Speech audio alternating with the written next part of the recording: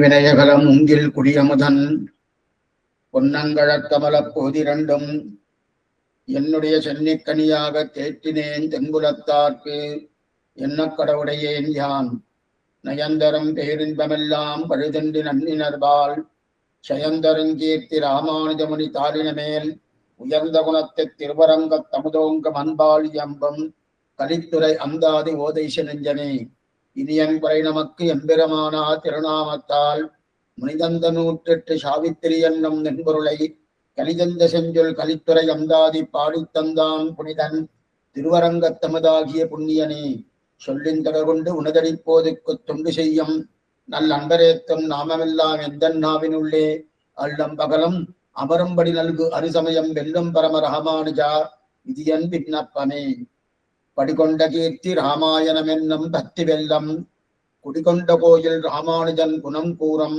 அன்பர் கடிகொண்ட மாமலத்தால் கலந்துள்ளம் கடிகன் நல்லோர் அடிகண்டு கொண்டு வந்து என்னையும் ஆளவர் காக்கினரே.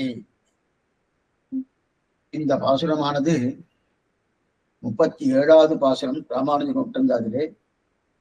இந்த பாசுரத்திலே ராமாயணம் என்னும் பக்தி வெல்லம் சாகரம் பெரிய கடல், அந்த கடலை கொண்டு வந்து தன்னுடைய திருவுள்ளத்திலேயே அமர்த்தி கொண்டார் சுவாமி ராமானுஜன். குடிகொண்ட கோயில் அப்படின்னா கொடுத்தன வச்சிருக்கார். என்ன கொடுத்தோம்னா ராமாயணம் என்னும் பக்தி வெள்ளத்தை தன்னுடைய திருவுள்ளத்திலே கொண்டு வந்து வைத்தார். அந்த திருவுள்ளம் தான் கோயில். அப்ப பகவான சேவிக்கிறதுனா கோயில தானே சேவிக்கணும். ராமாயணம் என்கிற அந்த பகவான், ராமாயண பகவான் அது பிரமாணம் தானே சுவாமின்னா, பிரமாணம் இருந்தா தானே பிரமேயம். அதனால அந்த பிரமாயத்தை கொண்டு வந்து தன்னுடைய திருவுள்ளம் என்கிற கோயிலே கொண்டு வந்து குடிபுகிச்சினார் சுவாமி ராமானுஜன். குடிகொண்ட கோயில் ராமானுஜன் குணம் கூறும். அப்படிப்பட்ட புகித்தின அந்த ராமன குணம் கூறும் அடிகொண்ட மாமலர்த்தால் கடிகொண்ட மாமலர்த்தால். அந்த மாமலர்த்தால் என்பதற்கு விசேஷனம் கடிகொண்டனர். கடிகொண்ட பரிமளம் நிறைய இருக்குமா. கடிகொண்ட மாமலர்த்தால் கலந்துள்ளம் கனியும் நல்லோர். அப்படிப்பட்ட நல்லோர், நல்லோர்னா அந்த இடத்துல யாரை எடுத்திருக்கா, கொஞ்சம் இந்த பாசுரத்துல கொஞ்சம் குழப்பமாவே கொஞ்சம் வியாக்கியானம் இருக்கும். ஆனா கடைசியில வரச்சே எந்த குழப்பமும் இல்லாமல் ஆச்சரியமா தெளிவுபடுத்துறார் நம்முடைய பூர்வாச்சாரியர்கள். அப்ப கலந்துள்ளம் கனியும் நல்லோர், நல்லோர் என்கிற சப்தத்துக்கு யாரை எடுத்திருக்கா, கூறத்தாழ்வாரா மத்தவாளா யாருன்னு எடுத்திருக்கா, பெரிய விசாரம் பண்ணிருக்கா. பார்ப்போம், பின்னாடி பார்ப்போம். கலந்துள்ளம் கடியும் நல்லோர் அடிகண்டு கொண்டு கந்து, அடிகண்டு கொண்டு கந்து எடுத்திருக்கா இல்லையா. இந்த இடத்துல பாருங்க, கடிகொண்ட மாமலர்த்தால் அங்க திருவடி பிரஸ்தாபம் உண்டு, அடிகண்டு கொண்டு கந்து அங்கேயும் திருவடி பிரஸ்தாபம் உண்டு. அப்ப 2 இடத்துல போய் திருவடி பிரஸ்தாபம் வருது. என்ன சுவாமி, எல்லாத்தையும் பார்க்கணும். அப்ப கடிகொண்ட மாமலர்த்தால் கலந்துள்ளம் கனியும் கடிகொண்ட மாமலர்த்தால் கலந்துள்ளம் கனியும் நல்லோர். அந்த மாமலர்த்தால் சப்தத்துக்கு உண்டான அர்த்தம் வேறு. அடிகண்டு கொண்டு வந்து என்கிற அந்த சப்தத்துக்கு உண்டான அர்த்தம் வேறு.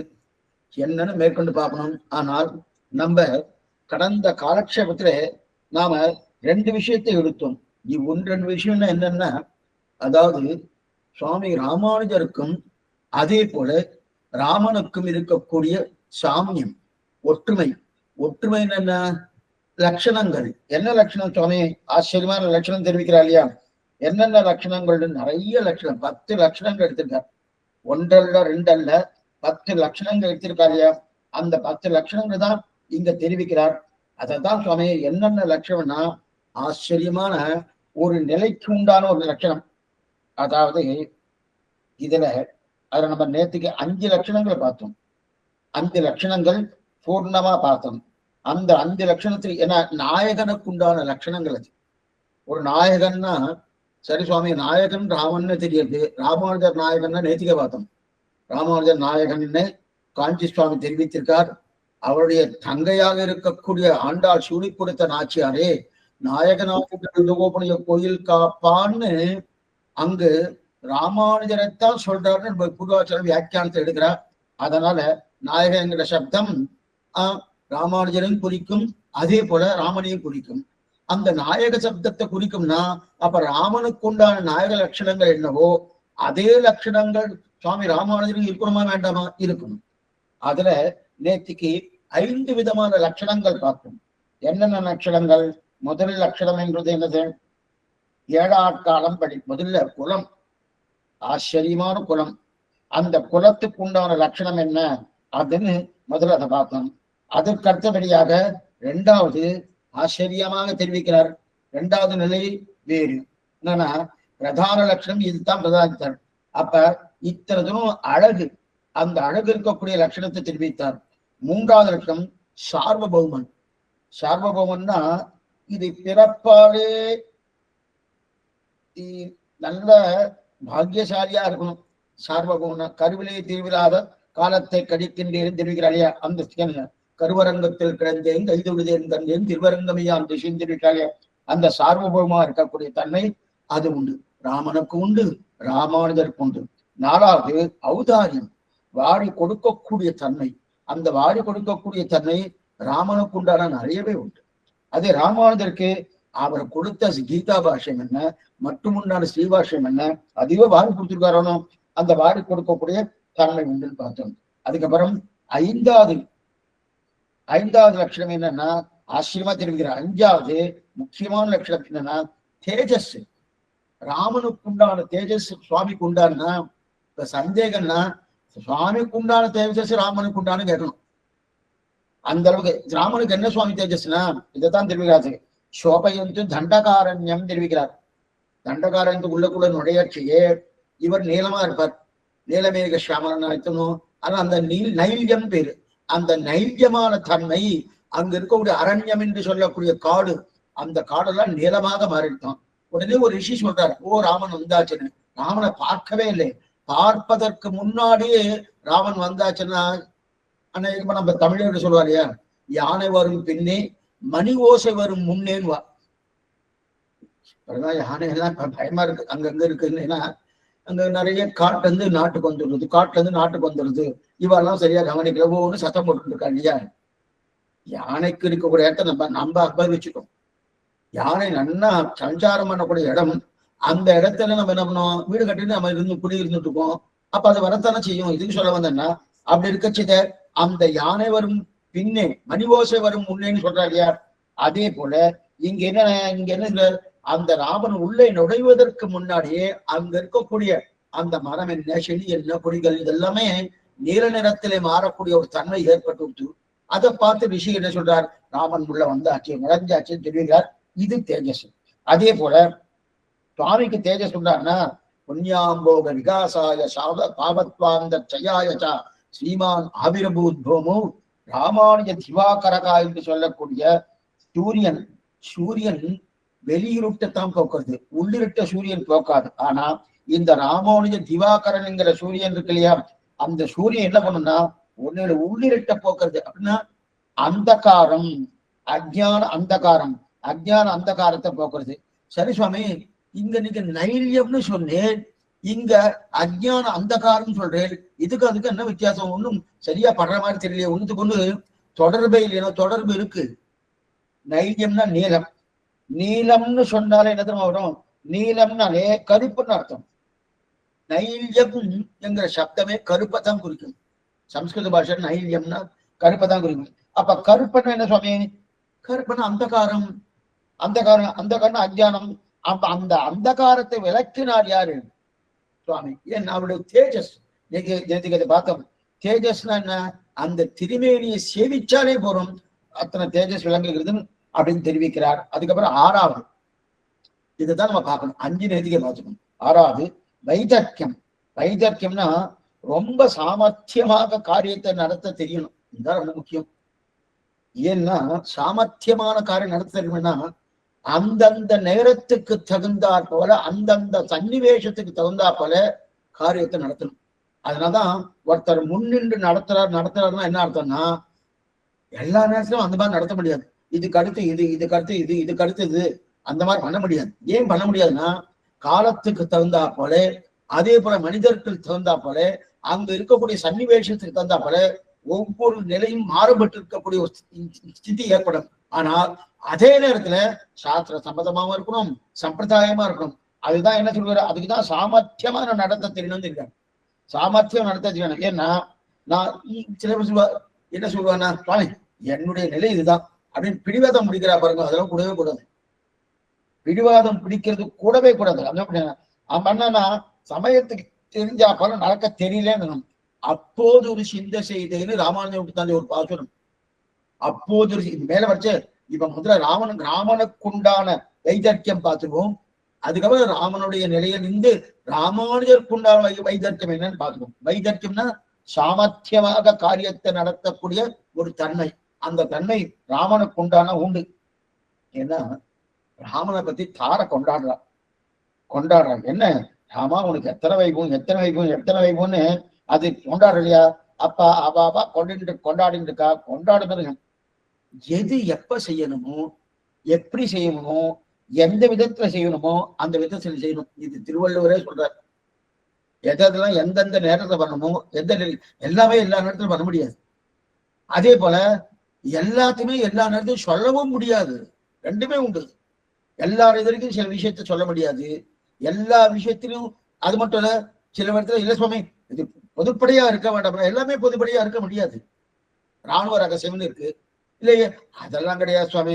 நீங்க என்ன ரகசியமா வச்சுருக்க, பொதுப்படியா இருக்கலாம் தெரிய வேண்டாமா? நாங்கெல்லாம் இந்த நாட்டு பிரஜைகள் தானே, தெரிஞ்சா போச்சு ஆபத்து, பெரிய ஆபத்துன்றணும். இதுதான் என்னது, சாமர்த்தியமாக காரியத்தை நடத்தக்கூடிய ராமன் இந்த மாதிரி பண்ணியிருக்கானா சரியா தெரியும். ராமனுக்கு ரொம்ப நல்லா தெரியும் யார் இடத்துல என்ன கொடுத்தா என்ன நடக்கும், யார் இடத்துல என்ன கொடுத்தா நடக்கும் அப்படின்னு நினைச்சு. இது வந்து வாலி கொண்டாடுற அந்த விஷயத்த கொண்டாடுற. ராமனை பார்த்து, ராமா நீ இவ்வளவு சாமர்த்தியக்காரனா இருப்பன்னு நான் எதிர்பார்க்கவே இல்லைன்றான். வாலி தன்னுடைய ராமனுடைய அம்பு பட்டு கீழே கிடந்திருக்கான். இன்னும் பிராணம் போகாம இருக்கச்சது. அப்ப ராமனை பார்த்து முதல்ல நீ தவற பண்ணிட்டேன்னு ராமனை சொல்றான். அதுக்கப்புறம் ராமன் சில விஷயங்கள் சொன்னதுக்கு அப்புறம் புரிஞ்சுன்னு ஓ நான் தான் தவறிட்டேன், நீ நேர்மையா தான் பண்ணிருக்கேன். இது பெரிய விசாரம். வாலியை கொண்டது சரியில்லை, தப்புன்னு. அங்க வாலி என்ன சொன்னிருக்கான்னு பாக்கணும். வாலிய ஒத்துண்டா நான் பண்ணதுதான் தப்புன்னு இருக்கட்டும். அப்படி இருக்க செய்தே. இப்ப ராமா நீ எத்தனை சாமர்த்தியக்காரன், இந்த அளவுக்கு நீ சாமர்த்தியக்காரன் இருப்பேன்னு நான் எதிர்பார்க்கவே இல்லைன்னா. என்ன சாமர்த்தியம்னா வாலி நினைச்சது, அவன் சொல்றான், நான் என்ன நினைச்சேன்னா ராவனை ரொம்ப வேண்டியவன் எனக்கு. பாருங்க என்னன்னு, இப்ப சீத்தையை அபகரிச்சுட்டு போயாச்சணும். இப்ப ராவணன் கூட சண்டை போட்டு சீத்தையை மீண்டு வரணும். அந்த மீண்டு வருவதற்காக தான் சுக்ரீவனுடைய சக்கியம் ஏற்பட்டது, நட்பு ஏற்பட்டது. நட்பு ஏற்பட்ட சுக்ரீவன் என்ன சொன்னா, நான் எப்படியாவது அந்த சீத்தையை மீட்டு கொள்ளக்கூடியன்னு என்னுடைய வானர சைன்யங்கள்லாம் இருக்கு, அவளை வைத்து கூட நான் மீட்டு கொண்டு வருகிறேன்னு பிரதிஜை பண்ணினான். இப்ப அது போல எடுத்து இப்ப இந்த விஷயம் வாலிக்கு தெரியாது. தெரிஞ்ச உடனே என்ன நீ ஒண்ணுமில்லாத சுக்ரீவன் போய் இந்த மாதிரி கேட்டிருக்கிய, என்கிட்ட ஒரு வார்த்தை சொல்லியிருந்தியான்னா என்ன வந்திருக்கும்? நீ சுக்ரீவன் கால போய் விழுந்துக்கணும், விழ வேண்டிய அவசியமே இல்லையே. என்கிட்ட ஒரு வார்த்தை சொல்லியிருந்தேன்னா நான் இங்கிருந்து ஒருத்தர் அனுப்பியிருப்பேன். ராவணா இங்க வா, சீதையை கொண்டு வந்து ராமன் தேவையில சமர்ப்பிச்சுடு அப்படின்னு ஒரு வார்த்தை சொன்னா பயந்துன்னு வந்து சமர்ப்பிச்சுடுவார். என்னவா சுவாமி ராவணனுக்கு அவ்வளவு பயமா வாலினா? அத்தனை பயம். ஒரு தடவை ராவணன் வாலியோட சண்டை போடுறதுன்னு நேரம் வந்தான்.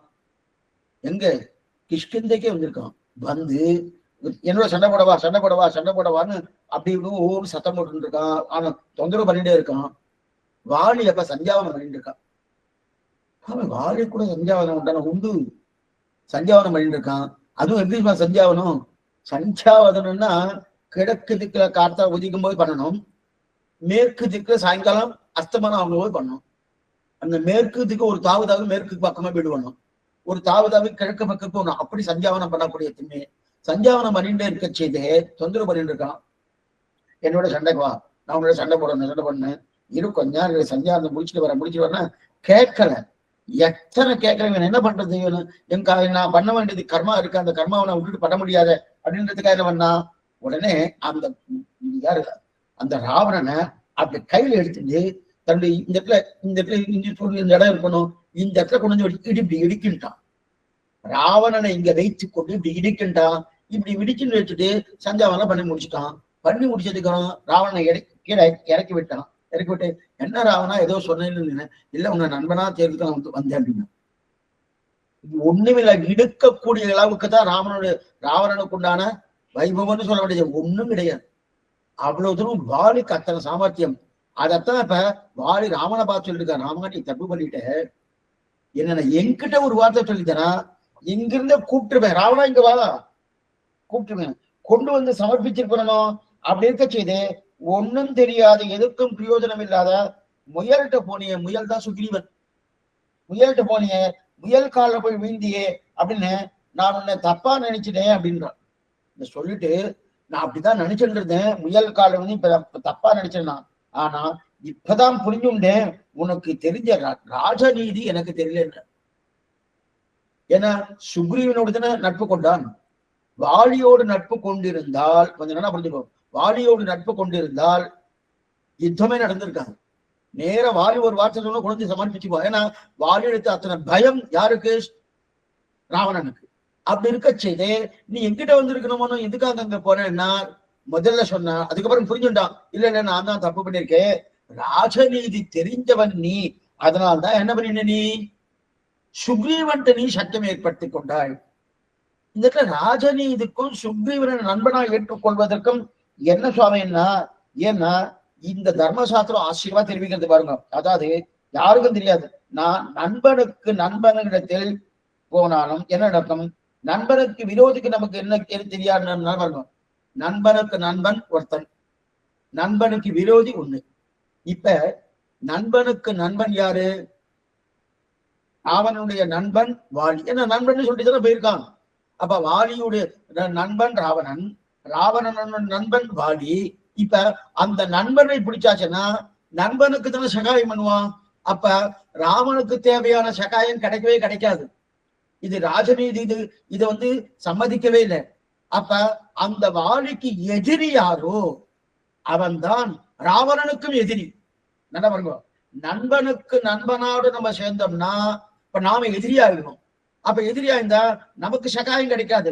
அவ ரெண்டு பேரும் ஒருத்தருக்கு ஒருத்தர் நண்பன்ட்டு தான் சொல்லி பல தடவை வந்து சொல்ல மாட்டா. ஆனா நண்பனுக்கு எதிரியா இருக்கணும். இப்ப வாலிக்கு எதிரி யாரு, சுக்ரீவன். அதனாலதான் நீ சுக்ரீவனை பிடிச்ச போட்டிருக்கு. எனக்கு இது தெரியாம நான் என்ன பண்ணிருந்தேன், நீ என்ன பிடிச்சிருக்கலாமே, என்ன பிடிச்சிருக்கலாமே, என்ன பிடிக்காம எதுக்கு நீ முயல் குட்டியாக இருக்கக்கூடிய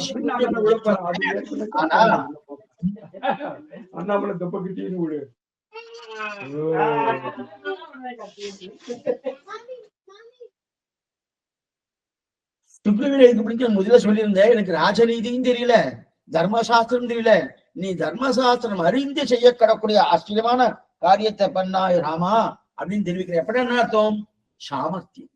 அந்த சாமர்த்தியம் அதுதான் இது வைதக்கியம்னு பேரு. அந்த வைதக்கியம் அந்த அது மட்டும் இல்ல, ஆறைய 8 விதமா கொண்டாடுறா, 8 விதமா கொண்டாடுறா. அத்தனை சாமர்த்தியம் ராமா உனக்கு. ஒரு இடம் 2 இடம் இல்ல, ஸ்ரீராமாயணத்துல ராமன் எங்கெங்கெல்லாம் சாமர்த்தியத்தை காட்டுட்டான்னு நிறைய இடம் சொல்றார். இப்ப நமக்கு பிரகிருதம் இல்லை, ஏன்னா நமக்கு ராமானுஜர் விஷயமா பார்த்துட்டு. ஆனாலும் ராமானுஜருக்கும் அதே போல சுவாமி ராமனுக்கும் 2 பேருக்கும் இருக்கக்கூடிய ஒத்துமை எதுல, நாயக லட்சணத்துல ஒத்துமை தான் பார்த்துட்டு போக்கணும். இப்ப சாமர்த்தியக்காரனாரு அப்போது ஆராய்ச்சி செய்யறாங்க. அப்ப இப்படி ராமானுஜர் செய்வாரா, அந்த சாமர்த்தியம் ராமானுஜர் கொண்டான்னா ஆச்சரியமா தெரிவிக்கிறார். ஏன்னா அப்போது ஒரு சிந்தை செய்தேன்னு சொல்லணும். மேல இந்த ராமானுஜர் இருந்தாலே ஒரு பாசனம் வரப்படுது. அப்போது சிந்தை என்னென்ன, பிள்ளையுறங்கா வலிதாசுடைய சரித்திரம் உங்களுக்கு நல்லாவே தெரியும். பிள்ளையுறங்கா வலிதாசுடைய சரித்திரம் உங்களுக்கு ரொம்ப நல்லாவே தெரியும். அதுல தன்னுடைய தர்மபத்தினியா இருக்கக்கூடிய அந்த அவளுக்கு கொடையை பிடிச்சிட்டு போயிட்டு இருக்கார். அப்படி காவேரி கரை ஓரமா போயிட்டு இருக்கச்சு என்னன்னு கேட்டவுடனே, இவருடைய கண் அழகு அத்தனை அழகு. அந்த கண்ணழகு படைத்தபடியாலே அந்த கண்ணழகுக்கு ஏதோ ஆபத்து வந்துருமோ, ஏதோ சிரமம் வந்துருமோ இந்த சூரியனாலே, அதனால கொடை பிடிச்சிட்டு போறேன்னு இந்த வார்த்தையை பிள்ளை உறங்க வார்த்தை சொன்னார். இவருக்கு புரியல, என்ன சொல்லி நேர மடத்துக்கு வர சொல்லுங்க அப்படின்னு சொல்லிட்டு கிளம்பி போயிட்டார்.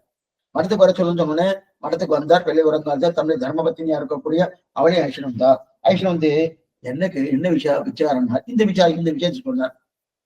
சொன்ன உடனே என்னன்னா அதெல்லாம் ஒண்ணும் கிடையாது. கண்ணு எப்படின்னா தசையதா கப்பியாசம் பொண்டரீக ஏ மோக்ஷரி அப்படின்னு சாஸ்திரம் சொல்லுது. பொண்டரீகாட்சன்னு பகவானுக்கு பேரு. அது மட்டும் இல்ல, சாஸ்திரமே என்ன சொல்றது, தாமரையை மலர்ந்த தாமரை அப்போதளர்ந்த செந்தாமரைக்கு சமமான அதையே தோக்கடிக்கக்கூடிய கண்கள் பகவானுடைய கண்கள். அப்படி இருக்கச்சுதே இந்த கண்ணெல்லாம் ஓஹோன்னு சொல்லிட்டு இருக்கே, இந்த கண்ணு என்னாகும், இப்ப 20 வயசாகுது, இதே 35 வயசாயிடுச்சுன்னா அந்த கண்ணு இப்ப பார்க்கக்கூடிய கண்ணா இருக்குமானா வேற மாதிரி போயிடுமானோ.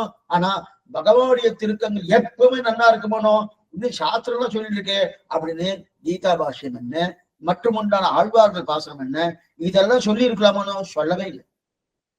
இதெல்லாம் சொல்லியிருந்தா என்ன தெரியுமானோ, சுவாமி நீரே வச்சுக்கோ, எல்லாத்தையும் நீரே வச்சுக்கோ, கீதா பாஷ்யம் நீ வச்சுக்கோ, ஆழ்வார் பாசனம் நீரே வச்சுக்கோ, என் மனைவியுடைய கண்ணு அதுதான் எனக்கு முக்கியம், அதெல்லாம் பார்த்துட்டு இருக்க ஓடி விடுவார். அப்ப என்ன பண்ணும், இந்த கண்ணை காட்டிலும் உயர்ந்த கண்ணா இருக்கக்கூடியது எது, அதை காட்டினால் இது கண்ணு ஒண்ணுமே இல்லை. இதுதான் இந்த சாமர்த்தியம் வேணும். எங்க உணவார், அவர் கையை பிடிச்சிருந்தார், தரன்னு இழுத்துட்டு போறான்னா ஐஷன்ட்டு போனார், நேர பெரிய பெருமான் முன்னாடி நிற்க வைத்தார்.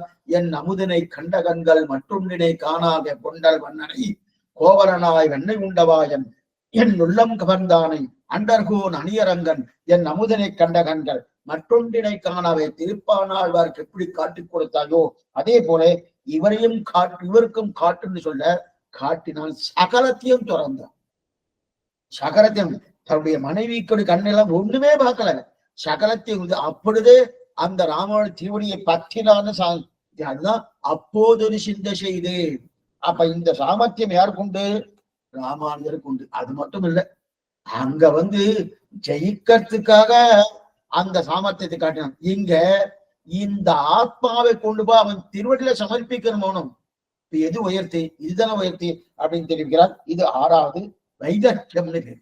அப்ப வைதர்க்கம் என்கிற நாயக லட்சணத்திலே 2 பேருக்கும் சாமம். அடுத்து இதுதான் ராமானுஜர் இருக்கக்கூடிய கல்யாணம். அடுத்து 7வது தார்மீகத்துவம். 7வது தார்மீகத்துவம். தார்மீகத்துவம்னா ராமன்னு சொன்னாலும் உத்தம தார்மீகன்னு பேர். ராமன்னு சொன்னாலே உத்தம தார்மீகன். ஏன்னா நேர்மையை தவிர தர்மம் மற்றொன்று தெரியாது. நேர்மைதான். ராமன்னா ஆர்ஜவம்னா நேர்மை. நேர்மைதான். கண்ணன்ட்டெல்லாம் இதெல்லாம் பார்க்க முடியாது. அவர் இன்னைக்கு ஒண்ணு சொல்லுவார், நாளைக்கு ஒண்ணு சொல்லுவார், நாளை மறுநாள் ஒண்ணு சொல்லுவார். அது யார் சொல்றா, தர்மபத்தினி சொல்றா, ஆண்டாள் சொல்றா. 7 பொய்கள் உரைப்பானை இங்கே போத கண்டீரே மாலாய் பிறந்த நம்பியை மாலை செய்யும் மணாலனை 7 பொய்கள் உரைப்பானை இங்கே போத கண்டீரேன்னு அவரே சொல்லிட்டு இருக்க செய்தே. இதெல்லாம் கண்ணனத்தை எதிர்பார்க்க முடியாது. ஆனா ராமன்னா ఒక பத்தினி ఒక பானம் ఒక மாட்டன்னு சொல்றா இல்லையா, அந்த நிலை இருக்கச்சே. அப்ப தர்மம் நேர்மை, அத்தனை நேர்மை. யார் என்ன சொன்னாலும் ஒண்ணுமில்லை, ஒரு தாரை என்ன, அதே இவள் என்ன, மண்டோதரி என்ன, மேற்கொண்டு சூர்பனக ஒரு ராட்சசி, அவள்கிட்ட போய் நேர்மையை சொல்லுவான்னா அவ கேக்குறான் நீ யாரு என்னன்னா பூர்ணமா சொல்றான். எங்கிருந்து, ராமாயணம் ஆரம்பத்திலிருந்து அது வரைக்கும் என்ன நடந்ததோ ராமாயணத்துக்குள்ளேயே ராமாயணம் நிறைய இருக்கு. ராமாயணத்துக்குள்ளேயே ராமாயணம் நிறைய இருக்கு. அங்கங்க கதை அங்கங்க வந்துட்டு இருக்கும். அந்த சூர்பனை கிட்ட நான் பறந்தது என்ன, தசரத சக்கரவர்த்தி யாரு, கௌசல்யா யாரு, எனக்கு எத்தனை தம்பிகள், அது மனைவி என்ன, இதெல்லாத்தையும் சொல்லிட்டு நீ யாருன்னு கேட்கிறேன். அத்தனை தூரம் நேர்மை. சில பேர்லாம் அப்படி கிடையாது. என்ன பண்ணுவான்னா, யாராவது டெலிஃபோன் பண்றா வச்சுக்கோ, நீங்க யாருன்னு முதல்ல நீங்க யாருன்னு சொல்லுங்க அப்படின்னு. நீங்க தானே பண்ணேன், நீங்க தான் யாரும் சொல்லுங்களேன். நான் 2 பேரும் இது முட்டுன்றோம். அந்த போனு டெலிபோன் எடுக்கறச்சே இன்னார்னு பேர் சொல்றா பாருங்க, அவதான் நேர்மைன்னு அர்த்தம். இன்னார் பேஷண்ட் இருக்கேன்னு. ஏன்னா அப்படின்னா என்ன அர்த்தம் தான், இந்த சுவாமி சொல்ற யார்கிட்டையும் கடன் வாங்கலன்னு அர்த்தமா. யார்கிட்டையும் கடன் வாங்கலன்னு, ஏன்னா யார்கிட்டையும் கடன் வாங்கலைன்னா என்ன ஆகுன்னா தைரியமா பேரை சொல்லிப்பாரு. அதே போல இங்க என்ன இருக்குன்னா, இங்க நேர்மை என்னன்னா, நேர்மை மட்டும் உள்ள கிருபை இருக்கு. கிருபையை தவிர ராமனுக்கு மற்றொரு தர்மமே தெரியாது. அத்தனை கிருபை இருக்கு இல்லையா. அதே போல ராமானுஜருக்கு நேர்மை இருக்க, நேர்மை இருக்க. இவருக்கு ராமனுக்கு என்ன சுவாமி நேர்மை, 1 2 எத்தனை நேர்மை, எத்தனை இடத்துல நேர்மை. ஒரு இடத்துல இல்ல, யுத்தத்திலேயே கீழே விழுந்துட்டோம், விழுந்தாச்சு. அப்பவே அடிச்சிருக்கலாம், ராவணனே அப்பயே அடிச்சிருக்கலாம். ஆனா அப்போ ஒரு நேர்மையானவனா யுத்த தர்மம் என்னவோ எதிரிக்கு முடியல, இன்னைக்கு போய் நாளைக்கு வா, இன்று போய் நாளை வரும் எத்தனை நேர்மை பாருங்க. சில எல்லாம் என்ன பண்ணா, எப்ப வாய்ப்பு கிடைக்கும் இவனை அடிக்கலாம் இவனை கொள்ளலாம் என்கிற எண்ணத்தோடு அப்பவும் நேர்மைகள் தான் பண்ணிருக்கான். அந்த நேர்மை இல்லாத தன்மையே கிடையாது. இது மட்டும் இல்ல, சீதையை கர்ப்பவதியா இருக்க செய்தே கொண்டு போய் காட்டுல கொண்டு போய் விட்டுட்டு வர சொன்னா லக்ஷ்மணன். இது நேர்மையா இல்லையா? தெந்தூர் நேர்மை இது நேர்மையா சுவாமி? நேர்மையே எல்லாரும் இந்த விஷயத்துல அநேகமா அந்த பட்டிமன்றம் இதெல்லாம் ரொம்ப ராமன் மேல ஏதோ குற்றம் இருக்கிற என்ன சுவாமி, எங்க மனைவி எல்லாம் நான் அந்த மாதிரிலாம் பண்றதே இல்லை சுவாமி. அவன் கர்ப்பவதியா இருந்தா என்ன அழகத்தை நான் பாத்துக்கிறேன், கொண்டு போய் நேரா காட்டுல கொண்டு போய் விட்டுவான்னு சொன்னாங்க. என்னமா சுவாமி ராமன் என்ன நேர்மைன்னா, இது சீதையுடைய ஆசை. இன்னைக்குமே கர்ப்பவதியா இருக்கச்சே அந்த கர்ப்பவதி என்ன பிரார்த்திக்கிறாளோ அதை நிறைவேற்ற வேண்டியது கணவனுடைய பொறுப்பு. கட்டாயம் பண்ணி ஆகணும். அப்படி இருக்குதாவே சீதை உனக்கு எது பிரியம்னா, ரிஷிகளுடைய மத்தியத்திலே நான் இருக்கணும்னு ஆசைப்படுறேன்னு கேட்டிருக்கா. ரிஷிகளுடைய மத்தியத்திலே நான் இருக்கணும்னு ஆசைப்பட்டிருக்கா. அவருடைய வார்த்தைக்கு தகுந்தாற்பதான் கொண்டு போயிரு. ஆனா இதுல என்ன சுவாமி, நடுவுல ஏதோ சொன்னா வண்ணான ஏதோ சொன்னான்னா அதெல்லாம் ஒரு வியாஜ்யம். ஏன்னா அதை பிரதாரமா எடுத்துக்க முடியாது. அந்த அளவுக்கு நேர்மை ராமனுக்கு. அந்த நேர்மையும் ராமானுஜர் கொண்டான்னா ஒண்ணும் இல்லை. ஒரே ஒரு விஷயத்த சொல்றேன். காஷ்மீரை போனார். அங்க போய் இந்த காஷ்மீர ஸ்ரீபண்டாரம், அந்த ஸ்ரீபண்டாரத்துல போதாயினி விருத்தி கிரந்தம் இருக்கு. ஏன்னா பிரம்மசூத்திரம் வியாச பகவான் அனுகிரகித்தது. அந்த பிரம்மசூத்திரத்துக்கு வியாக்கியானம் பண்ணணும்னு ஆளவந்தாருடைய திருவுள்ளம். அந்த திருவுள்ளத்தில் பண்றேன்னு அந்த பிரதிஜ்ஞை பண்ணிட்டார். முடங்கி நின்ற யாமரதம் முப்புறம் நீக்கி முக்குறும் பருத்து முக்கோள் தரித்து மூகுலம் கொண்டு இந்த தேவன் எச்சரிக்கை அந்த இதுல சொல்லுவா. அப்படி இருக்க செய்தே அப்ப அந்த போதாயின விருத்தி கந்தம் எடுக்கணும். அந்த விருத்தி கந்தம் இல்லைன்னா ஸ்ரீபாஷை எழுத முடியாதுன்னா சுவாமியால முடியும். ஏன்னா ஆதிசேஷோட அவதாரம். அப்படி ஆதிசேஷ அவதாரமா இருக்கிற 1000 நாக்கு படைத்தவர். இவரால முடியுமான்னா தாராள முடியும். ஆனா இவன் இந்த தூளிகள் எழுதுறாருன்னா அந்த தூளி கேட்டு ஸ்ரீபாஷம் எழுதணுமே, ஸ்ரீபாஷம் எழுதுமே, போதாயின விருத்தி கிரந்தம் வேணுமேன்னா அந்த விருத்தி கிரந்தம் இல்லாம எழுதக்கூடிய சாமர்த்தியம் சுவாமிக்கு நல்லாவே இருக்கு. இல்லாம ஒண்ணும் இல்லை. ஆனா அந்த விருத்தி கிரந்தத்தை வைத்து கொண்டுதான் எழுதுறவங்கிற நேர்மை இருக்கு பாருங்க. அதுதான் ரொம்ப முக்கியம். சில காலக்ஷேப அதிகாரிகள் நல்லா பாஷ்யவா, நிறைய விஷயம் தெரிஞ்சவா இருப்பா. காலக்ஷேபம் இன்னைக்கு எல்லாம் கிரந்த அடைய சொல்றது கிரந்த காலக்ஷேபம், வியாக்கியான காலக்ஷேபம். அதுக்கு முன்னாடி ஒரு குடிது ஒரு மணி நேரம் இல்ல 1/2 மணி நேரம் பார்த்துட்டு போடுவா. புத்தகத்தை பார்த்துட்டு இது என்ன சொல்லலாம், எது சொல்லலாம், இந்த வியாக்கியானம் பெரியவாச்சனம் எப்படி பண்ணியிருக்கா, நம்பியில் எப்படி பண்ணிருக்கா அப்படி இல்லையா. ஒரு சுவாமி என்ன பண்ணா, அதெல்லாம் எனக்கெல்லாம் நல்லா நெட்டு, நான் இதையும் பார்க்க வேண்டாம், நேரா சொல்றேன். அப்படின்னா நேர்மை இல்லைன்னு அர்த்தம். நேர்மை இருக்கணும்னா ஒரு தடவை புத்தகத்தை பார்க்கணும். அதே போல சுவாமிக்கு என்ன நேர்மைன்னா, எத்தனைதான் தனக்கு அந்த சாமர்த்தியம் இருந்தாலும் போதாயன விருத்தி கந்தம் இருந்தா தான் நானு அந்த ஸ்ரீபாஷ்யமே இது பண்ணு சொல்றான் இல்லையா. அதான் தார்மீகத்துவம். அப்ப அப்படிப்பட்ட ராமனுக்கு நடத்தியல் தார்மீகத்துவம், இவருக்கு பிரமாணத்தில் தார்மீகத்துவம். அதான் ராமனுக்கு நடத்தையில தார்மீகத்துவம்னா நேர்மையா நடப்பது. எதுவுமே யாரா இருந்தாலும் நேர்மை. அதுல மாற்று கருத்தை தாயா இருந்தாலும் மேன்மை, அதே மனைவியா இருந்தாலும் மேன்மை, தம்பியா இருந்தாலும் மேன்மை, தகப்பனா இருந்தாலும் நேர்மை. அந்த நேர்மையை படுபட்டாரணும். ஆனா இவருக்கு நேர்மை உண்டு, தார்மீகத்துவம் அவருக்கு நடத்தையில் இருக்கு. இவருக்கு பிரமாணத்துல என்ன பிரமாணம்? இப்ப ஸ்ரீபாஷம் எழுதணும்னா அதுக்கு பிரமாணம் தானே. அந்த பிரமாணத்துக்கு எது தேவை? போதாயன விருத்தி கிரந்தம் வேணுமோனோ, அது இல்லாம எழுத மாட்டேன்னு இருக்கிறாரியா. அதனால அந்த நேர்மை இருக்கிறபடியாலே அப்ப தார்மீகமான சிந்தை ராமானுஜர் இருக்குன்னு தெரியாது. அதுக்கு அடுத்தது எட்டாவது தெய்வத்தன்மையோடு பிறந்திருக்கணும். தெய்வத்தன்மையோடு பிறந்திருக்கணும். இப்ப ராமன் தெய்வத்தன்மையோடு பிறந்திருக்கணும். சுவாமியா அவரே பகவான் தானே ராமனா அவதாரம் பண்ணா, அவர் தானே அவதாரம் பண்ணா, அது சந்தேகமே இல்லையே. ஆனா அந்த மாதிரி ஸ்லோகம் ராமாயணத்துல இருக்கா? அந்த மாதிரி ஸ்லோகம் ராமாயணத்துல இருக்கணுமானோ? அவன் சொல்லிட்டு இருக்கோம் ஸ்ரீமன் நாராயணன் அவன் தான் பிராமண அவதாரம் பண்ணான்னு. ஸ்லோகம் இருக்கணுமே, பிரமாணம் இருக்கணுமேனா பகவான் நாராயணோ தேவகா. இந்த ராமனை பத்தி கடைசியில பிரம்மா கொண்டாடுறார். யுத்தம்லாம் முடிஞ்சுட்டு, யுத்தம்லாம் முடிஞ்ச உடனே இனி கிளம்பி அயோத்திக்கு வரணும். அயோத்திக்கு வரச்சே அங்க பிரம்மா நின்று ராமா நீ வந்த காரியம் முன்னிறுத்து. நீ யார் தெரியுமோ?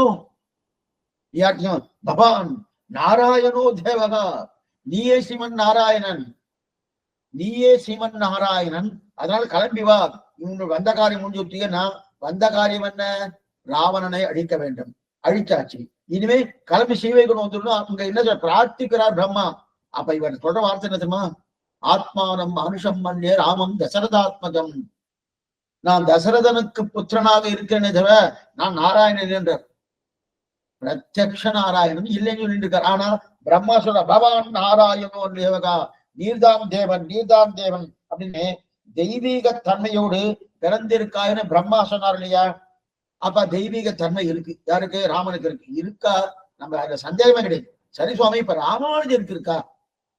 நீங்க இவருக்கு இருக்கு, இவருக்கு ராமானுஜ அந்த மாதிரி பிறந்திருக்காரு. நம்ம கீழே நம்ம பார்த்துட்டோம். கீழே எங்க சுவாமி பார்த்திருக்கோம்? அடையார் கமல தளர்மகள் கேள்வன் கையாடி எண்ணம் படையோடு நாம் தகமும் படர்தண்டும் உன் சார்ந்தமெல்லும் புடையார் புரிசங்கமம் இந்த பூதலம் காப்பதற்கண்டிடையே ராமானுஜ முனியாயின எண்ணிலத்தே. அப்படின்னா எத்தனை தெய்வ முதலில் ஆதிசேஷன் அவதாரம் முதல் நிலை. அது மட்டும் அல்லாமல் பஞ்சாயுதங்களுடைய ஆவேச அவதாரம், பஞ்சாயுதங்களுடைய அவதாரம். அந்த பஞ்சாயுதங்களே நான் போய் பறக்க போறேன்னு பண்ணித்தனும். அப்ப தெய்வீக அம்சத்துல பிறந்திருக்கா இல்லையா? அந்த தன்மையிலும் குறை கிடையாது. இது முன்னாடி பார்த்துருக்கோம். அடையார் கமல தலைமகள் கேள்வி பாத்திரத்துல அதுல நிறைய விசாரணை பண்ணியிருக்கோம். அதை பார்த்திருக்கோம். அதனால அது தெரியுது. அதுக்கப்புறம் பாண்டித்வம், பாண்டித்வம் இருக்க நல்லா ஆச்சரியப்படும். பாண்டித்வம், பாண்டித்வம்னாலே என்னன்னா வித்வான் இருந்தா பல தடவை கேட்கணும். அப்பதான் பாண்டித்வம் வரும். காலக்ஷேமம் நிறைய கேட்கணும். ஒண்ணு ரெண்டு இல்ல, நிறைய காலக்ஷேமம் கேட்கணும். அப்பதான் பாண்டித்வம் வரும். நல்ல நல்ல ஞானம். எப்படிப்பட்ட ஞானம்? அபாரமான ஞானம். பகவானை பத்தி, பாகவதால பத்தி, ஆச்சாரியால பத்தி அபாரமான ஞானம் மிளறது. அந்த மிளர்களுடைய தன்மை எப்படி கிடைக்கும்? நிறைய வித்வான்கிட்ட காலக்ஷேமம் கேட்கணும். இந்த மாதிரி ராமன் இருந்துக்கிறா சுவாமின்னா நிறைய கேட்டிருக்கணும். நிறைய ஒன்னா ரெண்டா நிறைய கேட்டிருக்கான். வசிஷ்டர் என்ன, விஸ்வாமித்திரர் என்ன, எத்தனை மகரிஷிகளோ அந்தந்த மகரிஷிகிட்ட விலை கேட்டிருக்கான். சாமானியமா சொல்லுவா என்னன்னா, ராமன் அரண்மனையில காணுமே சுவாமி, எங்க போயிட்டாரு ராமனை காணுமே, எங்க போயிட்டாருன்னா எங்க போயிட்டாருன்னா யாரோ ஒரு ரிஷியுடைய காலில் உட்கார்ந்துட்டு எனக்கு இதை சொல்லுமே, எனக்கு அது உபதேசம் பண்ணுமே, எனக்கு அது உபதேசம் பண்ணுமே. அங்க ரிஷிகளுடைய திருவிழில போய் சேவிக்கலான்ற. என்ன சுவாமினா அவளுக்கு அதுதான் ரொம்ப இஷ்டமா, ரொம்ப இஷ்டமா. அப்படிப்பட்ட இஷ்டமாக இருக்கக்கூடிய அந்த தன்மையை தெரிவிக்கிறார். அப்ப ரிஷிகளுக்குண்டான நிலை இங்க தெரிவிக்கிறார். ஆக அந்த ரிஷிகளோடு அவள் திருவிழை பிடித்துக் கொண்டே அத்தனை தூரம் பாண்டித்யத்தை தான் வளர்த்து கொண்டார் இல்லையா? சரி சுவாமி, அது மட்டும் இல்ல. சாமானியமா ரிஷிகள்லாம் யாரோ அங்கங்க இருக்கச்சு போறா. ஆனா ராமனுக்கு ஆச்சாரம்னு எடுத்துட்டா ரெண்டு ஆச்சாரியம் தான். ஒன்னு விஸ்வாமித்தர், இன்னொருத்தர் வசிஷ்டர். ரெண்டு பேருமே என்ன பண்ணிட்டார். ஆனா வசிஷ்ட விஷ்ணு. ஆனா சுவாமிக்கு எம்பெருமானாருக்கு பஞ்சாச்சாரிய சமாசிரயகா அவருடைய நாமாவளி இருக்கணும். 108 நாமாவளி, அஷ்டோத்திரம். அந்த அஷ்டோத்திரம் இருக்கே அதுல ஒரு சப்தம் வரும், பஞ்சாச்சாரிய சமாசிரயகான்னு வரும். 5 ஆச்சாரியோடு சுவாமி திரும்பின்னு இருக்கார். ஆள வந்தார். பிரதான ஆச்சாரனா அவர்னா அவர் நேரடியே செவிக்கல. ஆனா பெரிய நம்பி, திருக்கோட்டில் நம்பி, திருமாலையாண்டான், ஆழ்வார், திருவரங்க பெருமான் அரையர், இவெல்லாம் என்னது பெரிய திருமலை. இவெல்லாம் யாரு? இவெல்லாம் பூர்ணமா 5 ஆச்சாரியர்கள். ஒருத்தர் நமக்கெல்லாம் ஒருத்தர் தான். அவருக்கு 5 ஆச்சாரியர். அது மட்டுமல்ல, இன்னொருத்தரையும் சேர்க்கலாம். இன்னொருத்தர் யார் சுவாமி? திருக்கச்சி நம்பிகள் 6 வார்த்தை கொடுத்தாரணும் இல்லையே. தேவப்பெருமாள் தானே கொடுத்தார். தேவப்பெருமாள் திருக்கச்சின்னு கொடுத்துட்டு போயிட்டார். தேவப்பெருமாள் டைரக்டா எம்பெருமானார்ட்ட கொடுக்கல. எம்பெருமானார் கொடுத்தது திருக்கச்சி நம்பி தான். அந்த திருக்கச்சி நம்பி கொடுத்தது பிறகுதான் என்ன பண்ணார்? பூர்ணாச்சாரிய சமாசிரயகா என்று சொல்லக்கூடிய மேற்கொண்டு அப்படிப்பட்ட அந்த இன்னும் அதுக்கப்புறம் தான் சமாசனமே பெரிய நம்பிக்கிட்ட பண்ணிட்டாருன்னு தெரியாது. எதுக்கு சொல்ல? அப்ப 6 ஆச்சாரியர்கள், 6 ஆச்சாரியர்களுக்கு எத்தனை பாண்டித்யம் இருக்கும். ஒரு பக்கம் ஒரு ஆச்சாரம் கொடுத்தாலே போதும், ஆச்சரியமான ஞானம் வந்துருக்கு. அப்ப 6 பேர் ஆச்சாரம், அத்தனை பாண்டித்யம் இல்லையா? அந்த பாண்டித்யத்தை வைத்துக் கொண்டுதான் என்ன பண்ணார்? ஆதிசேஷன் தன்னுடைய 1000 நாக்கோடு இருக்கக்கூடிய அந்த பாண்டித்யத்தால என்ன பண்ணார்? ஜெயின பௌத்தர்கள் மேல்கோட்டைக்கு போறோம்னு அந்த தொண்டனூர் ஏரி, அந்த தொண்டனூரிலேயே 1000 ஜெயினர்கள் ஒரே நேரத்துல கேள்வி கேட்கிறார். வெவ்வேறு விதமான கேள்விகள், ஒரே கேள்வி அல்ல, ஆனா பதில் ஒரே நேரத்துல வரணும். எப்படி சுவாமி தரப்பட சொன்னார்? தன்னுடைய ஆதிசேஷன் அவதாரம் எடுத்துட்டார். 1000 நாக்கு படைத்தபடியாலே 1000 பேருக்கு சமாதானம் சொன்னான்னு சரித்திரம் சொல்றது. அப்படி இருக்கச்சு அத்திரதும் பாண்டித்யம் அப்படின்னா இருக்கச்சே எம்பெருமான ஜெயித்த பாண்டித்யம். ஏன்னா அப்படிப்பட்ட ஜெனி. ஏன்னா எதிர்த்து யாதவ் பிரகாசம் தான் இல்லையா? யாதவ் பிரகாசர், யாதவ் பிரகாசர் அவர் என்ன பண்ணார்? கபதமா சொன்னார். எல்லாம் சாஸ்திரம் ஒரு அடையாளம் சொல்லித்தனா பகவானுடைய திருக்கண்கள் எப்படிப்பட்டதுன்னா அப்போதளர்ந்த செந்தாமரை பூ போல இருக்குன்னு சொல்றச்சு. கபி இங்கு குரங்கு, குரங்குடைய பிஷ்டபாகம் பின்பாகம் எந்த நிறத்தோடு இருக்கோ அந்த நிறத்தோடு பகவானுடைய திருக்கண்கள் இருக்குன்னு தப்பான அர்த்தம் சொல்றாரணும். தஸ்யதா தப்பியாசம் பொன்னரீகன் ஏவமக்ஷினி அப்படின்ற ஒரு இந்த சாஸ்திர வாக்கியத்துக்கு அதெல்லாம் கலைஞ்சு அவரையே உபதேசம் பண்ணி அவரே தன்னை பிரதட்சணம் பண்ண வச்சார். கடைசியில் இவரே ஆச்சாரன் ஆயிட்டாரணும். சுவாமி எம்பெருமானார் அவருக்கு ஆச்சாரியன். முதல்ல அவர் ஆச்சாரியன், சுவாமி எம்பெருமானார் சிஷ்யனா இருந்தார். இப்ப என்ன ஆயிடுச்சு? எம்பெருமானாருக்கு அவர் ஆச்சாரியன், அவர் சிஷ்யர் ஆயிட்டார். தெரியலையா? அவரை ஜெயிச்சிருக்கார். அதுக்கு மேல யஜ்ஞமூர்த்தி அருளாள பெருமான் எம்பெருமானார் 18 நாட்கள் வாதம். ஒரு நாள் 2 நாள் இல்ல, 18 நாட்கள் வாதம். ஆனா அந்த வாதத்துலதான் சுவாமியே தோற்று விடுவாரோ என்கிற ஒரு ஐயப்பாடு தோன்ற. அப்ப ஆட வந்த அனுகிரகம் என்ன? தேவப்பெருமான். நம்ம சம்பிரதாயத்துக்கு என்ன ஆபத்து வந்தாலும் உடனே தேவப்பெருமான் தான் அனுகிரகிப்பார். அந்த தேவப்பெருமான் சப்ரத்தில் தோண்டு ஆள வந்த அவருடைய சித்தித்திரை உமக்கு ஞாபகம் இல்லையோ என்று ஞாபகப்படுத்த மேற்கொண்டு அடுத்த நாள ஜெயித்தாருன்னு சரித்திரம். அதுக்கப்புறம் அவரை பேரே மாத்தி அருளாள பெருமாள் எம்பெருமான பேரை கொடுத்தாருனோ அந்த பாண்டித்யம். அதுக்கு இத்தனை பாண்டித்யம் பூர்ணமா இருக்கணும். அதைத்தான் தெரிவிக்கிறார். இத்தனை பாண்டித்யம் இருக்கிறபடியாலே ராமானுஜிக்கு இந்த பாண்டித்யம் 9வது, கடைசியா 10வது வினீதனாகுதல். வினீதனாகுனா வினயம் வேணும். வினய ஆஞ்சனையன் கேள்விப்பட்டு வினய வேணும். ஏன்னா வித்யா வினய சம்பன்னே பிராமணே. ஏன்னா பாண்டித்யன் சொன்னாலே வினயத்தை சொல்லித்தான் ஆகணும். ஒரு வித்தை நல்ல பாண்டித்யம் மிக பெரியவன் வந்துட்டு வச்சுக்கேன், கூடையே வினயம் சொல்லணும். சொல்லணும்னு வச்சுக்கேன் அவர் இப்படி தலையை நிமிர்ந்தது ஆகமேவ பரந்தத்துவம் அப்படி பண்ண பிரயோஜனமே இல்லை. வித்யா ஒண்ணும் பிரயோஜனமே இல்லை. ஏன்னா வித்தி நல்லா இருந்துச்சுன்னா வினயம் இருக்கணும். வினயம் இல்லைன்னா எந்த பிரயோஜனமும் இல்லை. வித்தை 100% இருக்கு சுவாமி, வினயமே ஒண்ணுமே இல்லைன்னா வித்தையே வீண். அந்த வித்யா அந்த வினயம் இருக்கணும். வினயம் இருக்கான்னா ஒண்ணு ராமனுக்கு போல சொல்கிறேன், ஒண்ணுமில்லாத விஸ்வாமித்திரன். அந்த விஸ்வாமித்திரன் எப்படி பண்ணா காமக்ரோதனுக்கு வசப்பட்டவர். காமக்ரோதனுக்கு ரம்பாத்திரத்தி ஊர்வசிட்ட வசப்பட்டவர். அது மட்டும் இல்ல, அவரை பார்த்து என்ன சொல்றாரு? ஏ முனிசிரேஷ்டரே, இது எங்களுடைய தந்தையார் உங்களுடைய திருவடியை பீட்டிக் கொண்டு உங்களுக்கு கிங்கராக இருக்க வேண்டும் என்று எங்களை அனுப்பி இருக்கிறார். தேவரின் அடியங்களை ஏழ்வி பணி செய்து கொள்ளலாம். என்ன கைங்கரியம் பண்ணுமோ சொல்லும் அப்படின்னு கைங்கரியம் பண்றதுக்கு காத்துருக்கேன் தெரிவிக்கிறாரியா. அப்ப வினயம், அப்படிப்பட்ட வினயம் ராமனுக்கு பூர்ணமாக உண்டு. வினயம் அது மட்டும் இல்ல, பரத்வாஜர் ஒண்ணு சொன்னா உடனே ராமன் கேட்கிறார். விஸ்வாமித்திரன் ஒண்ணு சொன்னா உடனே ராமன் கேட்கிறார். அதே போல யாராரு என்னென்ன சொல்றாரோ அதெல்லாம் கேட்கிறானோ அப்ப ராமனுக்கு உண்டான வினயம் ஆச்சரியமான வினயம். அதே போல சுவாமி ராமானுஜருக்கு வினயம் உண்டான்னா ஒரே ஒரு விஷயம் சொல்றேன். மேலக்கோட்டையில அங்க ஒரு சின்ன ஒரு குழப்பமான ஒரு விஷயம் வந்து சுவாமி காலத்திலே என்னன்னா, அந்த ஊர்ல சில பேர்லாம் இருக்காளணும், அந்த ஊர்வாசிகள். அந்த ஊர்வாசிகள் அவாதான் முதல் தீர்த்தம் வாங்கணும்னு வந்துட்டான். முதல் தீர்த்தம் வாங்கணும்னா அப்ப சுவாமி முதலையாண்டான்னு பண்ணா அதெல்லாம் கிடையாது. முதல் தீர்த்தம் சுவாமி எம்பெருமானா இருக்குதான். எம்பெருமானா ஆனதுக்கு அப்புறம் அடியனுக்கு என்னன்னா முதலையாண்டன், அதுக்கப்புறம் தான் உங்களுக்கு எல்லாம் அப்படின்னு சொன்னார். இந்த வார்த்தை சுவாமிக்கு கிடைச்ச உடனே நாளைக்கு இந்த மாதிரி நீங்க தீர்த்தம் வாங்கிட்டு அடுத்த முதலையாண்டன் நான் வாங்கிக்கிறேன் அப்படின்னு சொன்னார். சார் நாளை பார்ப்போம்ட்டேன். நாளை பார்ப்போம்னு ஓட்டில எல்லாரும் முன்னாடி விட்டுட்டார். இவர் பின்னாடி நிற்கிறார். எல்லாம் பின்னாடி நிற்கிறார். பின்னாடி கட்சி எல்லாருக்கும் முன்னாடி தீர்த்தம்லாம் ஆயிடுச்சு. அதுக்கப்புறம் இவருக்கு பின்னாடி முதலையாண்டா நிற்கிறார். நிக்கர்ச்சே அப்ப இவர் தீர்த்தம் வாங்கினேன்னு, இப்ப நீ வாங்கிக்கலாமே, நான் வாங்கிட்டு நீ வாங்கிக்கலாமேன்னு அப்பனா என்ன அர்த்தம்? சுவாமி வாங்கினதுக்கு அப்புறம் தான் வாங்கணுன்ற அபிப்பிராயம், வேற யாரும் வாங்கப்படாதுன்னு. அப்ப அந்த வினயம் வேணுமானோ, எத்தனை பெரியவர், அத்தனை பெரியவரா இருந்தாலும் யாரோ அந்த ஊருக்காரர் வாங்கணும்னு ஆசைப்படுற. இன்னைக்கு அதுல நிறைய நீதிமன்றத்துல வழக்கெல்லாம் இருக்கு. முதல் தீர்த்தம் எங்களுக்கு தான், நாங்க தான் அதுக்கு அதிகாரிகள்.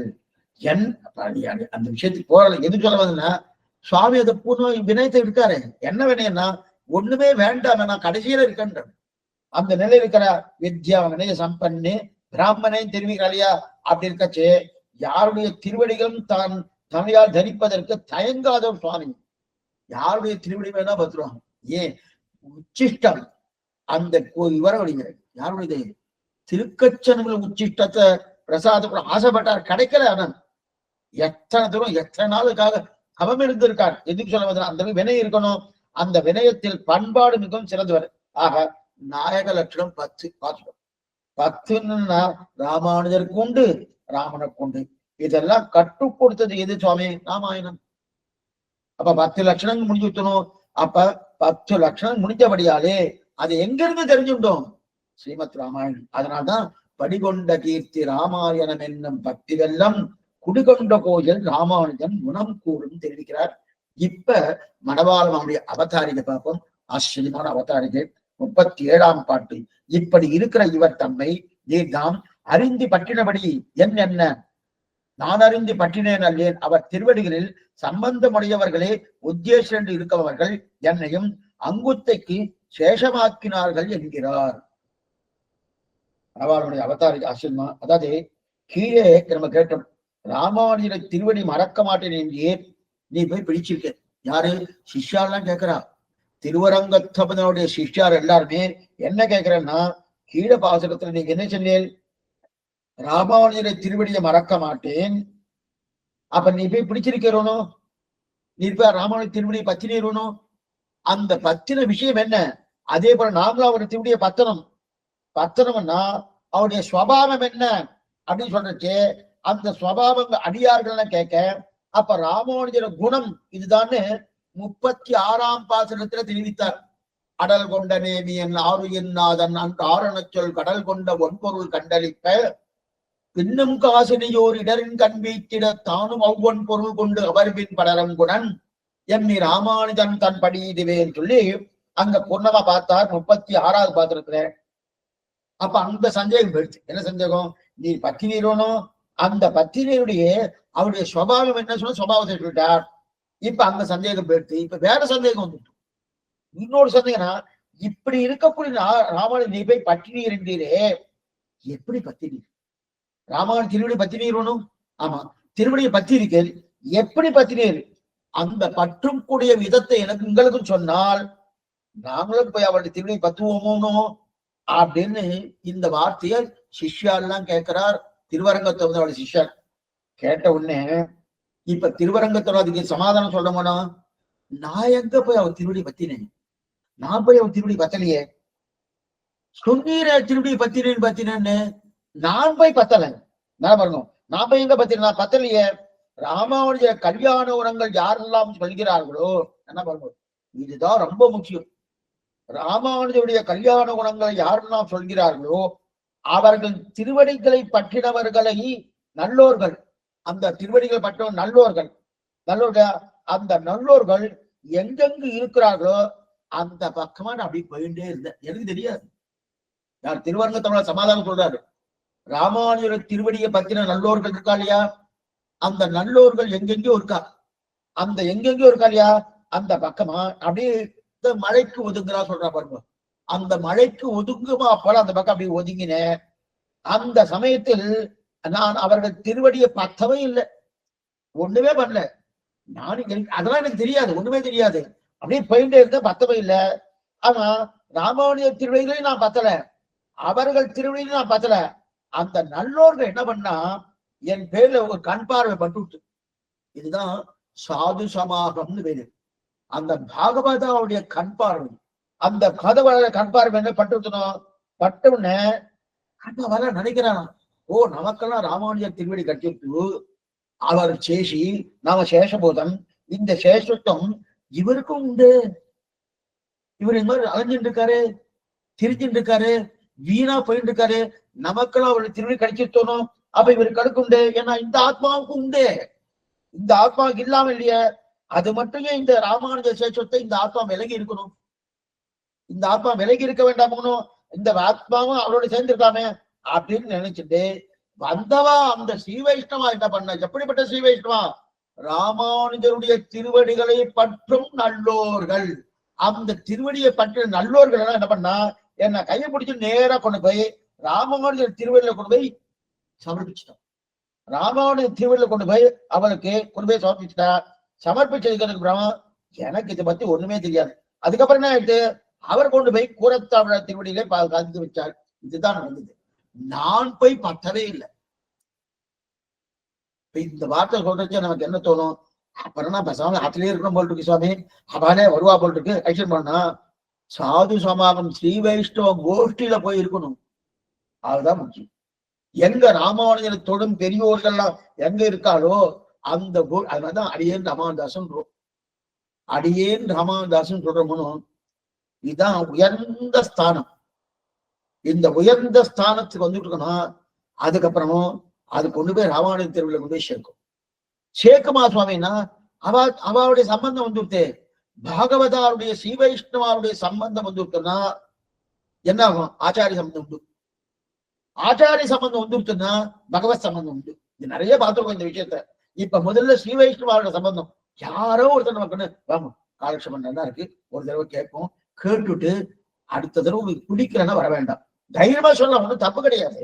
நீ கேளுங்க, கேட்டுட்டு அது கேட்டான்னா அவளுக்கு பிடிக்கிறதா இல்லையான்னு தெரியாது. ஏன்னா அவளுக்கு அனுகூலமான சிலதெல்லாம் இருக்கும். அதெல்லாம் இந்த காலக்ஷேப அதிகாரி சொன்னா ரொம்ப நல்லா சொன்னார், நல்லா இருக்கு அப்படின்னா அவளுக்கு அனுகூலமானது அங்க வரலன்னு வச்சுக்கோ. வரலன்னா எதனுக்கு சொன்னேன்னு கேட்ட சுவாமி அவ்வளவுன்னு சுவாரஸ்யமா இல்லை அப்படின்னு சொல்லிட்டு போயிடுவா. எது சொல்றேன்னா அவளுக்கு ஆத்ம உஜ்ஜீவனத்துல அவளுக்கு பிராதானியம் இருக்கணுமோ. ஆனா ஸ்ரீ வைஷ்ணவ திரள்ல போயாச்சுன்னா என்ன பண்ணுவான்னா அவளை கொஞ்சம் கொஞ்சம் நம்ம உள்ள ஆச்சாரனுக்கு போய் சேர்த்துவான். அதைத்தான் இங்க நடந்திருக்கே தவிர நான் எந்த விதமான பிரயத்தனம் படலையே. அந்த அப்படியே மழைக்கு ஒதுங்குறா போல அந்த ராமானுஜ தொழில்பெரியோர் நல்லோர்கள் எங்கெங்க இருக்க அவ இருக்கிற இடத்துக்கு போகிறதுக்காக ஒதுங்கல. போற வழியில ஆந்தி வேறு சொல்லுவான் பாருங்க, அந்த போற வழியில ஒதுக்குமா இருக்கு, நல்லா இருக்கு அப்படின்னு ஒதுக்கினேன்.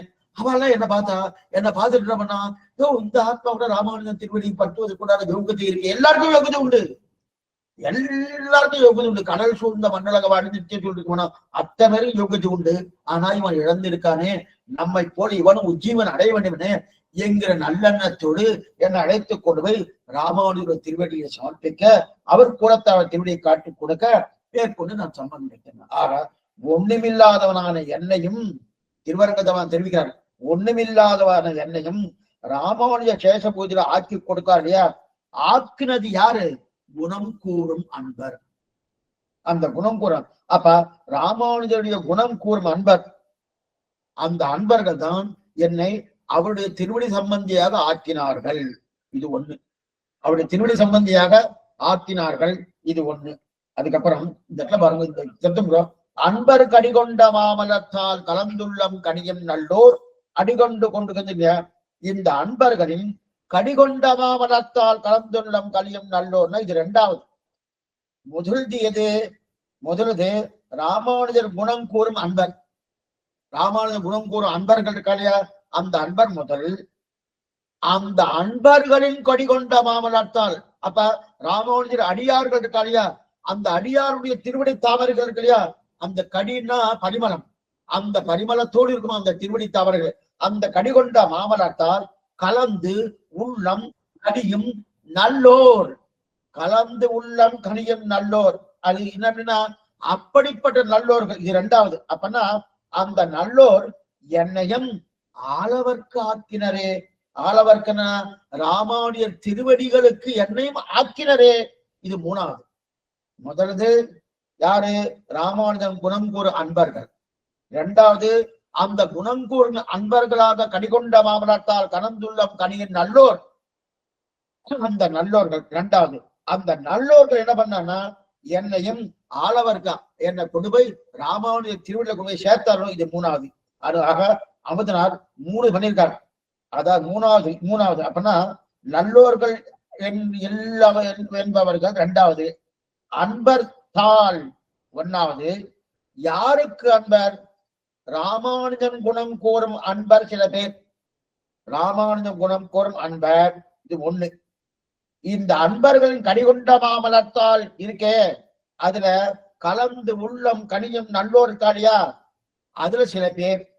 அந்த நல்லோருக்கு பக்கத்துல நான் போய் நிக்கிறேனோ, நின்ன உடனே அந்த நல்லோர்கள் கண்டு, ஓ இவனுக்கு அந்த உண்டு, அந்த வைபவம் உண்டு, இவனுக்கு அந்த யோகத்தை உண்டு அப்படின்னு சொல்லி அவ கொண்டு போய் ராமானுஜ திருவள்ளுவர் கொண்டு போய் சேர்த்தார் என்கிறார். இப்ப அன்பர் யாருன்னு நம்ம பார்க்கணும். எப்ப எல்லாமே பேரு சப்தம் கொடுத்துருக்காது, பேரே எடுக்கல. இப்ப நான் அன்பர் யாருன்னு பார்க்கணும். ராமானுஜன் முதல்ல அன்பர் யாருன்னு பார்க்கணும். ராமானுஜன் குணம் கூறும் அன்பர். அப்பனா ராமானுஜன் எந்த குணத்தை சொல்றார், அந்த ராமானுஜர் எப்படிப்பட்டவர், அந்த ராமானுஜன் என்ன பாருங்க எப்படிப்பட்டவர், இதெல்லாம் பார்க்கணும். அவ முதல்ல அன்பர், ராமானுஜன் குணம் கூறும் அன்போர், அந்த அன்பர் கடிவல்ல மாமலத்தால் கலந்துள்ளம் கடிதல் நல்லோர், அந்த நல்லோர் யார், இத்தனையும் பார்க்கணும். ஆனா இது இத்தனையுமே மனவாளமான எதுவுமே இன்னார் இன்னார் இன்னார் தெரிவிக்கல. ஆனா கோடிட்டு காமிச்சிட்டார். அந்த கோடிட்டு காட்ட ஒரு விஷயத்தையும் எடுத்துக்கொண்டு திருலோகஞ்சிய சுவாமி என்ன பண்ணார், அவர் ஸ்பஷ்டமா மேற்கொண்டு தெரிவிக்க போறார். ஆனால் இப்ப இதுக்கு இந்த பதில் வந்துடாது.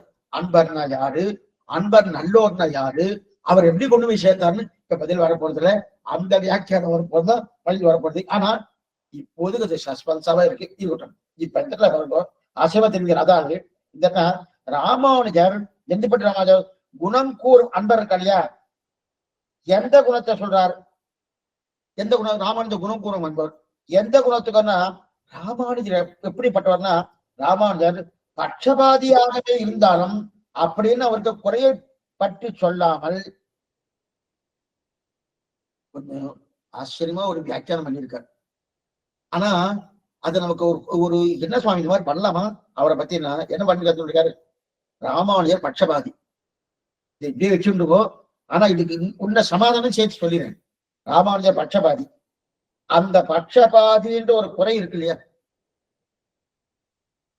ஒரு சுவாமி இருக்கார், அவர் என்ன சுவாமி அவருக்கே பார்த்துட்டு இருக்காரு, இன்னொருத்தரை பார்க்கல, அதை விட்ட குறை சுவாமி. அந்த குறை இருக்கணும். அந்த குறை என்ன பண்ணார், இன்னொரு சுவாமி என்ன பண்ணார், அதெல்லாம் குறையா சொல்லப்படாது, நிறைய சொல்லணும் அப்படின்னாரு. சரி நிறைய சொல்லுங்க சுவாமி ஆனபடியா நிறைய சொல்லணும். அதே போல ராமானுஜர் ஏதோ பட்சபாதியம்.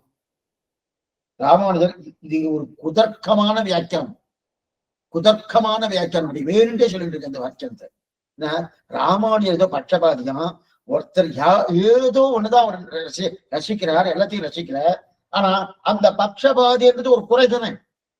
அந்த குறையை கூட நிறையாக வைத்துக் கொண்டு சொல்லக்கூடிய அன்பர்கள் இருக்கா இல்லையா, அந்த அன்பர்கள் அப்ப ராமானுஜ குணம் ஒரு அன்பர், அந்த அன்பர்கள் யா ஏதோ ஒரு கல்யாணம், அந்த கல்யாண குணத்தை சொல்லியிருக்கலாம் இல்லையா, அப்படி சொல்லல. ராமானுஜர் கல்யாண குணம்னு சொல்லியிருக்கலாம்னு சொல்ல, அவருக்கு ஏதோ ஒரு பட்சபாதி, அந்த ஒரு பட்சமாக தான் அவர் நடப்பார். ஆனா வஞ்சகமாக தான் நடப்பாருன்னு இல்லை, அந்த மாதிரி நடந்திருக்கார். இருந்தாலும் அதை ஒரு குற்றமாக சொல்லாமல் அதையே குணமாக பேசக்கூடிய அன்பர்கள் இருக்கா இல்லையா, அதைத்தான் குணம் கூறும் அன்பர்ன்றார். இப்ப நமக்கு தோணும், அப்ப ராமானுஜர் ஏதோ குறை இருக்கு, அந்த குறையை இவ குறையா சொல்லாம நிறைய சொல்றார் அப்படின்னு தோன்றது. அப்படிதான் வியாக்கியானம் இருக்கு. அப்படியே மறுபடியும் ஜாகிரதையா சொல்றேன். ஆனா நீங்க இன்னைக்கு முற்றுப்புள்ளி வச்சு விடுறேன் எனக்கு. அப்பதான் உங்களுக்கு அப்ப குறை இருக்கு சுவாமி, அது மாதிரி வியாக்கியானம் பண்ணலாமான்னு தோணுமோனும். எப்படி பண்ணியிருக்காங்க, அதாவது குறை இருக்கு, அந்த குறைய ஏதோ ஒரு குறை, அது என்ன குறைன்னு சொல்லவே இல்லை. அதே மாதிரி அன்பர் யாருன்னு சொல்லல, நல்லோர்கள் யாருன்னு சொல்லல, பின்னாடிதான் எல்லாம் வரப்போகுது. சில நாடகம்லாம் என்னன்னா ஒரு சஸ்பென்ஸா எடுத்துக்குவோம், யார் பண்ணா தெரியும், கடைசியில தான் தெரியும். அதே போல இதுலயும் அது மாதிரிதான். இப்ப அன்பர் யாரும் தெரியல, நல்லோர்கள் யாரும் தெரியல. இப்ப குறை என்ன, அவர்கிட்ட ஏதோ குறை இருக்காமே, ராமானுஜர்கிட்ட குறை இருக்கா சுவாமி, ராமன்கிட்ட குறை இருக்காம, ராமானுஜர் இருக்குமா, இருக்காது. ஆனா குறைன்னு நினைச்சிருந்து அந்த குறையை நிறையாக வைத்துக் கொண்டு, அது குறையே கிடையாது, நிறைதான் அப்படின்றார். அந்த நிறை பேசக்கூடிய அன்பர்கள் கிடையாது. அந்த அன்பர் தான் குணம் கூறும் அன்பர். அன்பர் கடிகொண்ட மாமலத்தால் கலந்துள்ளம் கடியன் நல்லோர், அப்படிப்பட்ட நல்லோர் என்னையும் ஆளவர் காக்கினான்னு தெரிவிக்கிறார் அப்படின்னு. இப்ப என்ன சொல்றாரு திருவரங்கத்தனார்?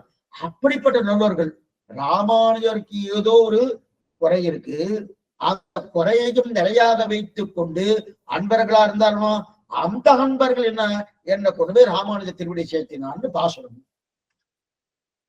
இப்ப நமக்கு என்ன தெரியும்? ராமானுஜர் குற்றமா?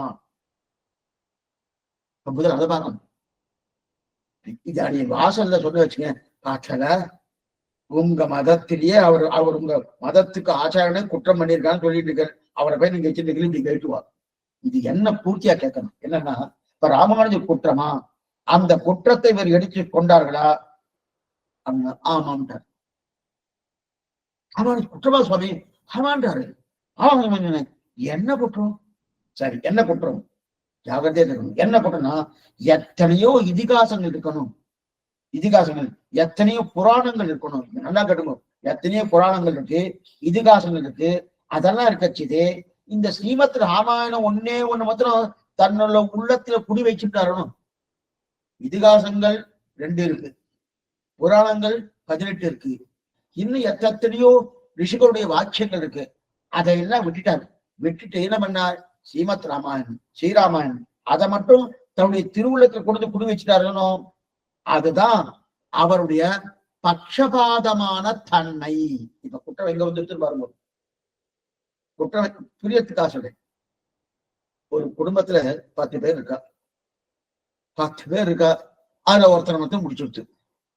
என்ன சுவாமி 10 பேர் இருக்காளே, இவரை மட்டும் பிடிச்சிருக்குன்னு சொல்லிருன்னா பட்சபாதி. அது குற்றமானா அது காரணம் என்ன வேணா சொல்லலாம். அத போல புராணங்கள் நிறைய இருக்கு, இதிகாசங்கள் 2 இருக்கு, ரிஷிகளுடைய வாக்கியங்கள் நிறைய இருக்கு. அதெல்லாம் விட்டுட்டு அந்த புராணத்துக்குள் இதிகாசங்களுக்குள்ளேயே ஒன்னை தேர்ந்தெடுத்து அந்த ஒன்றுதான் என்னிடத்தில் குடிகொண்டிருக்கு அப்படின்னு சொன்னோம்னா இது பட்சபாதம் தானே. இந்த பட்சபாதம் அந்த பட்சபாதித்த இருக்கும் தன்மையை பார்த்தாலும் ராமானுஜருக்கு அது எப்படி குற்றம் சொல்ல முடியும்னு கேட்கணும். எப்படி குற்றம்னா, அது குற்றமானா பட்சபாதம் சுவாமி, எனக்கு இவரை பிடிச்சிருக்கு. ஏன் சுவாமி பிடிச்சிருக்கு? அது காரணம் சொல்லணும். காரணம் சொல்லியாச்சுன்னா பரவாயில்ல சுவாமி, பரவாயில்ல சுவாமி, இப்ப ஒண்ணுமே இல்லை. இப்ப நமக்கு நிறைய பேர் கோஷ்டி இருக்க ஆரம்பிச்சுக்கணும். ஜிய சுவாமிகள் இருக்கார், ஜிய சுவாமிகள் இருக்கார், நமக்கு தெரிஞ்ச பாகவதாலாம் இருக்கா, எல்லாம் பெரிய பெரிய நல்லா வித்வான்களா இருக்கா. அவளை முதல்ல பார்க்கறது விழுந்து செவிக்கிறோம், விழுந்து செவிக்கிறோம், எல்லாம் பண்ணிட்டு இருக்கோம். அப்படி இருக்க செய்து அப்ப அந்த மாதிரி பண்ணிட்டு இருக்க செய்து இப்ப ஜிய சுவாமி அங்க எழுட்ட உடனே இப்ப நம்ம அவங்க உள்ளுக்குள்ள போறச்சே பாகவதால சேவிக்கணும், ஜிய சுவாமி சேவிக்கணுமா? ஜிய சுவாமி தான் சேவிக்கணும், பாகவதால சேவிக்க முடியாது. ஏன்னா உயர்ந்த ஸ்தானத்துக்கு வந்துட்டுச்சுன்னா ஜிய சுவாமி தான் சேவிக்கணும். உடனே ஒருத்தர் சொன்னார், சுவாமி இவர் பட்சபாதி சுவாமி, இந்த பாகவதார்த்தம் இவரை ஜிய சுவாமியை காட்டி கொடுத்தார், இவாளை சேவிச்சுட்டு அங்க சேவிச்சிருக்கணும், இவாளை சேவிக்காமையே அவர் இருக்காரு அவரே சேவிக்கிறார். பட்சபாதினா சாரம் எது? பாகவதால காட்டும் ஆச்சாரியன், அதுதான் சாரம். அதே போல இப்ப இங்க வாங்க, இங்க என்ன ஆயிடுது? பக்ஷபாதின்னு என்ன? பக்ஷபாதி இருக்கிறதே சாரம், சாரத்தையும் ரத்னத்தையும் சாரதமத்தையும் பற்றுகிற சாரகிராகி. சாரகிராகி சாரகிராகின்னு பேர். வண்டுக்கு சாரகிராகின்னு பேர். நம்ம வண்டி தேனி இருக்கணும், சாரி வண்டு தேனி இருக்கணும், தேனிக்கு சாரகிராகின்னு பேர். அதே போல ராமானுஜி சாரகிராகி. எதுன்னா எந்த ஒரு விஷயம் எடுத்துட்டாலும் சாரம் என்ன, அசாரம் என்ன, அல்பசாரம் என்ன, சாரதரம் என்ன, சாரதமம் என்ன, இந்த சாரதமத்து தான் பிரதானம் எடுப்பார். அதனாலதான் அவருக்கு சாரகிராகின்னு பேரு. அப்ப என்ன குணம் கூறும் அன்பர் அப்படின்னா, அன்பர்கள் எல்லாம் என்ன சொல்ல வர்றாருன்னா, ராமானுஜர் ஸ்ரீமத் ராமாயணத்தை மட்டும் பற்றினார் அப்படின்னு 4 பேர் சொன்னா சொல்லாதீங்கோ. அது என்னமா சுவாமி, இத்தனை இதிகாசங்கள் இருக்கு, இத்தனை புராணங்கள் இருக்கு, ரிஷிகளுடைய வாக்கியங்கள் இருக்கு, இதெல்லாம் விட்டுட்டு ராமானுஜர் என்ன சுவாமி ராமாயணத்தை மட்டும் எடுத்துட்டார், அதை மட்டும் தன்னுடைய திருவுள்ளத்தை வச்சுட்டாரு என்ன சுவாமி அது பெரிய பட்சபாதம் இல்லையா, பெரிய குறை இல்லையா அப்படின்னு 4 பேர் சொல்றானா. சொல்றேன்னு கட்சியே இந்த குணம் கூறும் அன்பர்கள் இருக்காளியா, அவ சொல்றா அப்படி சொல்லாதீங்கோ, அவர் ஸ்ரீராமானுஜமா பத்துவதற்கு என்ன தெரியுமா காரணம், அதை தெரிஞ்சுக்குங்கோ. அதை தெரியாம நீருமா ஒரு பத்திட்டார் பக்ஷபாதி சொல்லிருக்கிறேன் சொல்லாதீங்கன்னு. அவர் மற்றவற்றை விட ஸ்ரீராமாயணம் உயர்ந்தது, அதெல்லாம் எடுத்திருக்காரு. ஏன்னா அதற்காக எடுத்தத. அப்ப சாரம் பாருங்க, சாரம் அசாரம் அல்பசாரம் சாரதரம் இதெல்லாம் தரணும், இதெல்லாம் தரணும், சாரம் இதெல்லாம் தரணும். அப்ப சாரம் அசாரம் அல்பசாரம் சாரதரம் விட்டுட்டு சாரதமத்தை பத்தணும். சாரதமத்தை இதுதான் நல்லா பாருங்க, இதுதான் முக்கியமானது. எந்த ஒரு விஷயம் எடுத்துட்டாலும் நாமே சாஸ்திரம் இருக்கு, சாஸ்திரத்தை தாற்பயம் இதே திருமந்திரம், அதான் பிரதான நம்ம எடுத்துக்கிறோம். இப்ப சாஸ்திரம் வேண்டாமானா சாஸ்திரத்தின் உட்பொருளே திருமந்திரம் தானே, அந்த திருமந்திரத்துடைய நிலை தானே பிரதானமா எடுத்துக்கிறோம். அதே போல இங்க என்னது என்னென்னவோ இருக்கு, என்னென்னவோ இருந்தாலும் அதுல அசாரம் இருக்கு, அல்பசாரம் இருக்கு, சாரம் இருக்கு, சார தரம் இருக்கு. ஆனா எல்லாத்துக்கும் சார தமம் அதுதானே கொடுக்கணும். இப்ப இங்கதான் என்ன வந்து ஒரு வம்பு வந்துட்டு, என்ன வம்புன்னா எது அசாரம் எது அல்பசாரம் எது சாரம் என்பதுதான் அபிப்பிராய பேதங்கள் வந்துடுறது. சில பேர் என்ன பண்ணுவா, அல்பசாரத்தை சாரதமம்னு எடுத்துப்பா, அசாரத்தை சாரதமம்னு எடுத்துப்பா. இதுதான் அபிப்பிராய பேதம் இருக்கட்டும். ஆனா இப்ப நம்ம அதுக்குள்ள பார்க்க வேண்டாம். இது சொன்னா நாம பார்க்க வேண்டியது கீழே இருப்பது எல்லாத்தையும் விட்டுட்டு மேலே இருக்கிறது பற்றி இருக்கணும். இதான் நம்ம முக்கியம். கீழே என்னது புராணங்கள் என்ன இதிகாசங்களுக்குள்ளேயே மகாபாரதம் இருக்கிறோம், அதை பத்திலையே ராமாயணத்தின பத்திருக்காரு. அப்ப அதைத்தான் அவர் பண்ணியிருக்காரு. இது எது போலன்னா தேன் இருக்கு இல்லையா, அந்த தேனை தேடுறதுக்காக வண்டுகள் போறதுன்னு தேனை தேடுற வண்டுகள் போறதுன்னு போடுச்சு. அதை நல்லா பார்த்து வச்சுக்கோ, பார்த்து வச்சுட்டு எங்க தேன் நிறைய இருக்கு எங்க தேன் நிறைய இருக்கு எங்க தேன் இருக்குன்னு பார்த்துட்டு அதுல தரமான தேன் எங்க கிடைக்கிறது, சாரமான தேன் எங்க கிடைக்கிறது, எந்த புஷ்பத்திலிருந்து எது கிடைக்கும், அந்த தரமான தேன் கிடைக்கும் சாரமான தேன் கிடைக்கும்னு போர்த்தணும். அதனாலதான் அதுக்கு தேனீக்களுக்கு அந்த வண்டுக்களுக்கு சாரகிராகின்னு பேரு, சாரகிராகின்னு தேனீக்கே பேருக்கு. அதே போல சாரமானதைத்தான் எடுத்துக்கொள்கிறார் அல்லவா. அப்ப யார் தேனி, இந்த இடத்துல தேனியனை தேனின்னா என பிருங்கராஜன்னு பேர். தேனீக்கல்லே ராஜா, தேனீக்கல்ல ராஜா சுவாமி ராமானுஜன், தேனீக்கல்ல ராஜா சுவாமி ராமானுஜன். ஏன்னா எது நல்லா தேர்ந்து சாரதமமாக இருக்கோ அதைதான் எடுக்கணும். நம்முடைய ஸ்ரீ வைஷ்ணவ சம்பிரதாயம் அதுதான். ஆச்சாரிய அபிமான உத்தாரம் தான் சாரதமம். அப்ப கர்மஜான அசாரம்னு பேர், இதை சாரம்னு வச்சுக்கலாம். அத பகவான் பத்துவது அது கூட சார தரம் தான் வச்சுக்கலாம், சாரதமம் வராது. சாரதமம் எது ஆச்சாரன் அபிமானமே உத்தாரம் கிடையா, அதைத்தான் ஸ்ரீ வைஷ்ணவ பத்துவா. அப்ப தேனியா இருக்கணும்னா அந்த தேனீக்களுடைய கூட்டத்துக்கு தலைவரா யார் இருக்கார், சுவாமி ராமானுஜன். அப்ப தேனியில என்ன பண்ணுவோம், அது தேனை எடுக்கணும். தேனை எடுக்கச்சு எந்தெந்த புஷ்பத்துல எது எது சாரமா கிடைக்கும் நல்லா தெரிஞ்சு வச்சிருக்கோம் தேனி. அந்த தெரிஞ்சு வைக்கக்கூடிய தேனீக்களிலே ராஜா யாருன்னா அதைத்தான் சுவாமி ராமானுஜன். அந்த மாதிரி உண்டா சுவாமின்னா எம்பெருமானாரை பத்தி எத்திராதி விம்சத்தின்னு ஒரு கிரந்தம் பண்ணியிருக்கார் சுவாமி மணவாள மாமனிகன். அவர் தெரிவிக்கிறார், ஸ்ரீரங்கராஜ சரணாம்புஜ ராஜஹம்சம் ஸ்ரீமத் பராங்குஷ பதாம்புஜ பிருங்கராஜம், ஸ்ரீமத் பராங்குஷ பதாம்புஜ பிருங்கராஜம் அப்படின்னு சொல்லிருக்கு. 20 ஸ்லோகங்கள் எத்திராதி விம்சத்தி. ஆச்சரியமான விஷயம், 20 ஸ்லோகங்கள். திருமந்திரம் என்ன, ஜயம் என்ன, சர்மஸ்லோகம் என்ன, இதனுடைய 3 பதங்கள். திருமந்திரம் 3 பதங்கள், ஜயம் 6 பதங்கள், சர்மஸ்லோகம் 11 பதங்கள். 3 கூட்டினால் 3 6 11. இந்த 3 6 13 20 பதங்கள் இல்லையா. அந்த 20 பதங்கள் அர்த்தத்தை தான் 20 ஸ்லோகமாக எத்திராத விம்சதி என்கிற கிரந்தத்தை சுவாமி மணவாளமான அனுகிரகிச்சிருக்கார். எத்திராத விம்சதி கிரந்தமே எப்படி ஏற்பட்டதுன்னா திருமந்திரம் என்ன, பயம் என்ன, சர்மஸ்லோகம் என்ன, இதைத்தான் நம்ம பார்க்க போறோம். என்ன பார்க்க போறோம், ராமானுஜ ரகசியத்திரயம். இப்ப சொல்றது அந்த இந்த மாதிரி இருக்குன்னு மணவாளவன் தெரிஞ்சுதான் எழுதியிருக்காரு. அப்ப எத்திராஜ் வம்சதி 20 ஸ்லோகங்கள் எதனால் ஏற்பட்டது? திருமந்திரம் தயன் சர்ம ஸ்லோகத்தில் சொல்லப்பட்ட விஷயம் தான் எத்திராஜ் வம்சதி. அதுல என்ன தெரிவிக்கிறார்? ஸ்ரீரங்கராஜ சரணாம்புஜ ராஜகம்சம் ஸ்ரீபத் பராங்குச பதாம்புஜ பிருங்கராஜம் ஸ்ரீ பட்டநாத பரகால முகாப்சமித்ரம் ஸ்ரீவத்ச சின்ன சரணோ எதிராஜமேடேன்னு தெரிவிக்கிறார். அப்ப இப்படி இருக்க செய்து இதை கற்றார். சரி சுவாமி, இது தெரிஞ்சுனா 24,000 ஸ்லோகங்கள் ஸ்ரீராமன் இருக்கணும், அதை கட்டுறதுக்கு சமம். எதிராஜ வம்சதி கற்று தெரிந்தாலே ஸ்ரீராமாயண 24,000 ஸ்லோகங்கள் அதை கட்டுறதுக்கு சமம். 18,000 ஸ்லோகங்கள் அதை கட்டுறதுக்கு சமம். 4,000 இருக்கணும் சுவாமி அழ்வாருடைய பாசனங்கள், அது கட்டுறதுக்கு சமம். இந்த 20 ஸ்லோகத்தை இது இத்தனை இன்பம் தீர்க்கிறா. அப்படிப்பட்ட ஸ்ரீரங்கராஜ சரணாங்குஜ ராஜஹம்சம். ராஜஹம்சம் யாரு? ஸ்ரீமத் பராங்குச பதாம்புஜ பிருங்கராஜம். நம்மாழ்வாருடைய திருவடி தாமரை இல்லையா, அந்த திருவடி தாமரைகளில் தேன் இருக்கணும்.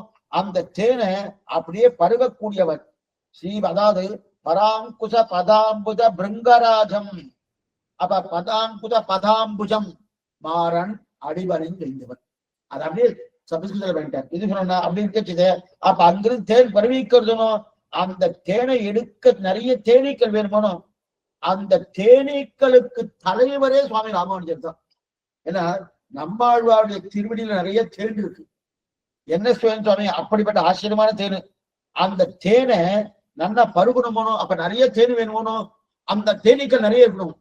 அந்த தேனீக்களுக்கெல்லாம் தலைவர் சுவாமி ராமானுஜர். அதைத்தான் பிருங்கராஜம் என்று தெரிவிக்கிறார் சுவாமி மணவாள மாமனிகர். ஆக சாதாரணமான தேனியை சாரத்தை மட்டும்தான் எடுக்கும். ஆனா அப்ப தேனை அந்த கூட்டத்துக்கு ஒருத்தர் இருக்காரு வச்சுக்கேன், இந்த பாருங்க, சாமானியமான தேன் பண்ணும், எது சாரமோ அந்த சாரத்தை தேன் எடுத்துன்னு போயிடும். ஆனா அந்த தேனீக்களுடைய கூட்டத்துக்கே தலைவர் அந்த தேனி. அது என்ன பண்ணும்? அந்த சாரத்திலும் சாரம் எடுக்கும். சாரமே ஒரு சாரம் தான். ஏன்னா ஒரு ஒரு விஷயத்துல அந்த சாரம் எடுத்தாச்சுன்னா சாரம் சொல்லியாச்சு. அந்த சாரத்திலும் சாரம் அது யார் பண்ணுவா? அந்த தேனீக்கள் கூட்ட தலைவராக கூட பண்ணுவாருமா, அந்த தேனி பண்ணுவோனோ. அந்த தேனீக்கள் கூட்டத்துடைய தலைவர் யாருன்னா சுவாமி ராமன். அவர் என்ன பண்ணார்? ஸ்ரீரங்கராஜ சரணாம்புஜ ராஜகம்சம் ஸ்ரீமத் பராங்குஜ பதாம்புஜ பிருங்கராஜன். சரி சுவாமி, அந்த தேனிய சாரமா எடுத்தணும். சாரத்திலும் சாரம். அந்த தேடி எடுத்தாரணும். எங்கெங்க எடுத்தாரு, அது என்னது ஏது, அதை சொல்லாம நீங்க அப்படியே ஒரு புதிர் போட்டுட்டு போயிட்டு இருக்கிறேன்னா ஒண்ணுமே இல்லை. திருவாரூர் 1022 பாசனங்கள். அந்த 1022 பாசனங்கள்ல எது சாரம்? எது சாரம்? ஒரு பதிகம் சாரம். எந்த பதிகம் சுவாமி? கற்பார் ராமபிரானை அல்லால் மற்றும் கற்பரோ பொற்பா புதலா பொன்னுரும்பாதி ஒன்றின்றியே நட்பால் அயோத்தியில் வாழும் சராசரம் முற்றவம் நட்பாலுக்கு இத்தனன் நான்முகனார் பெற்ற நாட்குலேன்னு தெரிவிக்கிற. அப்ப மற்றும் கற்பரோன்றியா அந்த சாரத்தை மட்டும் கிரகித்தார் சுவாமி ராமானுஜர். அப்ப 1102 பாசுரங்கள். அந்த 1102 பாசுரங்களிலே இந்த கற்பார் ராமபிரானை அல்லா மற்றும் இந்த பதிகம் தான் சாரம். அந்த சாரத்தை மட்டும் கிரகித்தார். இதுல என்ன சுவாமி குத்தம் இருக்கு? இப்ப நம்ம முதல்ல என்ன பார்த்தோம்? அவர் ஏதோ பக்ஷபாதி. அந்த பக்ஷபாதியா இருக்கிறபடியாலே, ஆனா அந்த பக்ஷபாதிலாம் குற்றமான நீங்க நினைக்காதீங்கோ அப்படின்னு அன்பர்கள் சொன்னாரணும். இதுல குற்றமே இல்லையே. குற்றமே தானே, குற்றமே இல்லையே. என்ன குற்றம்? அதனால்தான் குணம் கூறும் அன்பர். அன்பர் கடிகொண்ட மாபலத்தால் கணந்துள்ளம் கனியம் நல்லோர் அப்படின்னு பணிகொண்ட கீர்த்தி ராமாயணம் என்னும் பத்தி வெல்லம் குடிகொண்ட கோயில் ராமானுஜன் குணம் கூறும் அன்பர் தெரிவிக்கிறாரியா இல்லையா? அப்ப குணம் கூறுகிறாள் இவர்கள் அன்பர்கள் என்றா சாரத்தை கிரகிப்பது குற்றம் ஆகாது. சாரத்தை கிரகிப்பது குற்றம் ஆகவே ஆகாது, எந்த விதத்தில் ஆகாது அப்படின்னு சொல்லி. அப்ப கிரகித்தால்தான் அந்த சாரத்தை கொடுக்க முடியும். சாரத்தை கொடுக்காம என்ன? இப்ப கீதை சாரம் எது?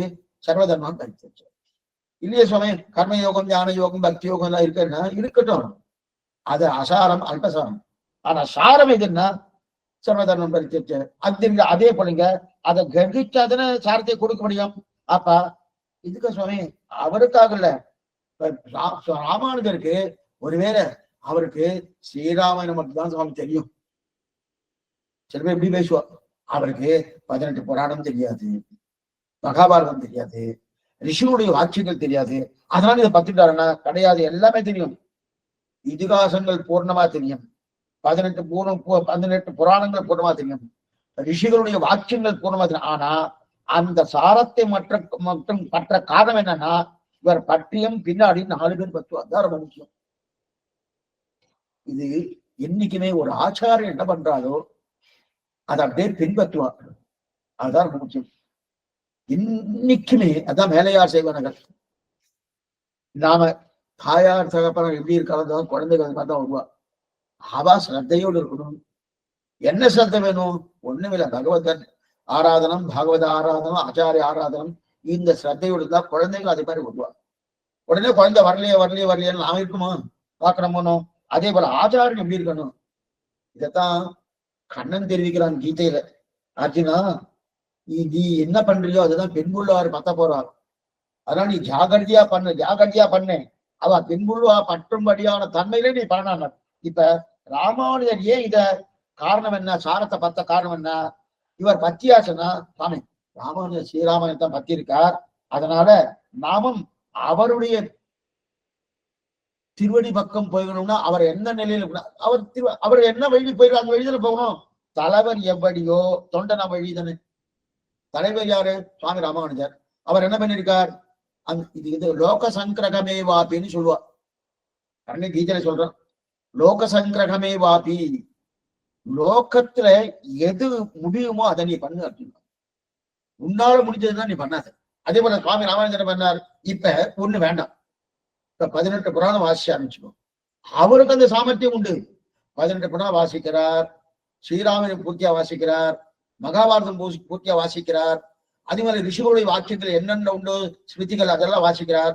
வாசிச்சுட்டு நேரா கொண்டு வந்து இதுதான் சாரம் கொடுத்தா வச்சுக்கேன். அப்ப வந்து சொல்ல போறாரு, கொடுத்தாரு வச்சுக்கணும். அப்ப நாம என்ன நினைப்போம்? இல்ல சுவாமி அவர் வழியில போகணுமோ, தலைவர் எவ்வளியோ தொண்டன் வழிதானே. தலைவர் எப்படிமா போயிருக்காரு சுவாமி ராமானுஜர்? இதிகாச புராணங்கள்லாம் பூர்த்தியா வாசிச்சார், நானும் வாசிக்கணும். ரிஷியோட வாக்கியங்களை வாசிச்சார், நானும் வாசிக்கணும். அதுக்கப்புறம் நான் சாரத்துக்கு வரேன்னா ஆயுஷ போறாது. நமக்கு ஆயுஷு போறோம்னா போறாது. அவர் பண்ணார்னா அவர் ஆதிசேஷன் அவதாரம். அவர் இப்பதானே பார்த்தோம், அந்த சாமர்த்தியம் அவருக்கு உண்டு, அந்த நேர்மை அவருக்கு உண்டு. நமக்கு என்ன சுவாமி ஒண்ணுமே இல்லை. அவருடைய திருவடி வைபவம் நம்ம தெரிஞ்சுக்கல. நம்ம இன்னும் பெருசா நினைச்சுட்டு இருக்கோம். ராமானுஜர் தெரிஞ்சுக்கலாம், சிவன் தெரிஞ்சுக்கலாம், திருமேனி தெரிஞ்சுக்கலாம், சேவிக்கிறோம். ஆனா திருமேனிக்கு இத்தனை வைபவம் இருக்கு, அவதார திசையில் இத்தனை வைபவம் இருக்குன்னு தெரியுமா? நான் ஒண்ணு வேண்டாம், ஸ்ரீபாஷ்யம் எப்படி பண்ணாலும் ஒண்ணு நம்ம தெரிஞ்சுக்கவே இல்லை. தெரியுமானது ஒவ்வொரு விஷயம் பகவானுடைய குணநலன்களையும் அவங்களை கேட்டு தெரிஞ்சுக்கணும் நம்ம பூர்த்தி பண்ணலாமே தவிர, சுவாமி ராமாவுடைய அனுபவம் என்ன, அவருடைய சேட்டிதங்கள் என்ன, அவருடைய கல்யாண குணங்கள் என்ன சொல்லி தலை கட்ட முடியாது. இப்ப அதனால நம்ம நான் சுவாமி நம்ம அந்த 18 புராணம் வாசிச்சா இவாலும் வாசிக்க ஆரம்பிச்சுவா. அப்பனா நம்ம உடனே என்ன சொல்றோம்? அவர் வாசிக்க ஒரு 60-70 வருஷத்துக்கு முன்னாடி சில பொய் பிரச்சாரம் பண்றவா என்ன பண்ணிட்டா, ராமானுஜருக்கு தமிழ் தெரியாது, மணவாளமாமுக்கு சம்ஸ்கிருதம் தெரியாது அப்படின்னு கேட்டார். ஏன்னா அது காரணம் அவ சொல்றா பாருங்க, ராமானுஜர் தமிழ் பிரபந்தம் உடனே பண்ணல, சம்ஸ்கிருதத்துல நிறைய வியாக்கியானம் பண்ணியிருக்காரு, அதனால அவருக்கு தமிழ் தெரியாது. மணவாளமாமணிகள் ஏதோ 1-2 தான் சம்ஸ்கிருதத்துல பண்ணியிருக்கு, இதெல்லாம் தமிழ் தான் நிறைய பண்ணியிருக்காரு, அதனால ஒரு சம்ஸ்கிருதம் தெரியாது. இப்படி எல்லாம் இருக்காங்க நிறைய பேர். இதெல்லாம் தெரிஞ்சுட்டுதான் என்ன பண்ணார்? நாம இதை பார்த்தோம்னா 18 புராணங்களை பார்த்தோம்னா, பின்புள்ளார் விதியை பின்பற்ற வராம சாரத்தை கொடுப்போம் அப்படின்னு ஸ்ரீராமத்தை மனதில் வைத்துக் கொள்கிற. அப்ப நிச்சயம் ஏன்னா இவர் என்ன பண்றார்? அந்த ஸ்ரீராமத்தை மனசுல வச்சுட்டு நிச்சயம் 20 சர்க்கம் மட்டும் பாராயணம் பண்ணுவார் என்று சொன்னால் நாமும் பண்ணுவோம். சுவாமி 24,000 ஸ்லோகங்கள், அந்த 24,000 ஸ்லோகங்களை ஒரு நாளைக்கு 20 சர்க்கம் பாராயணம் பண்ணுவோம்.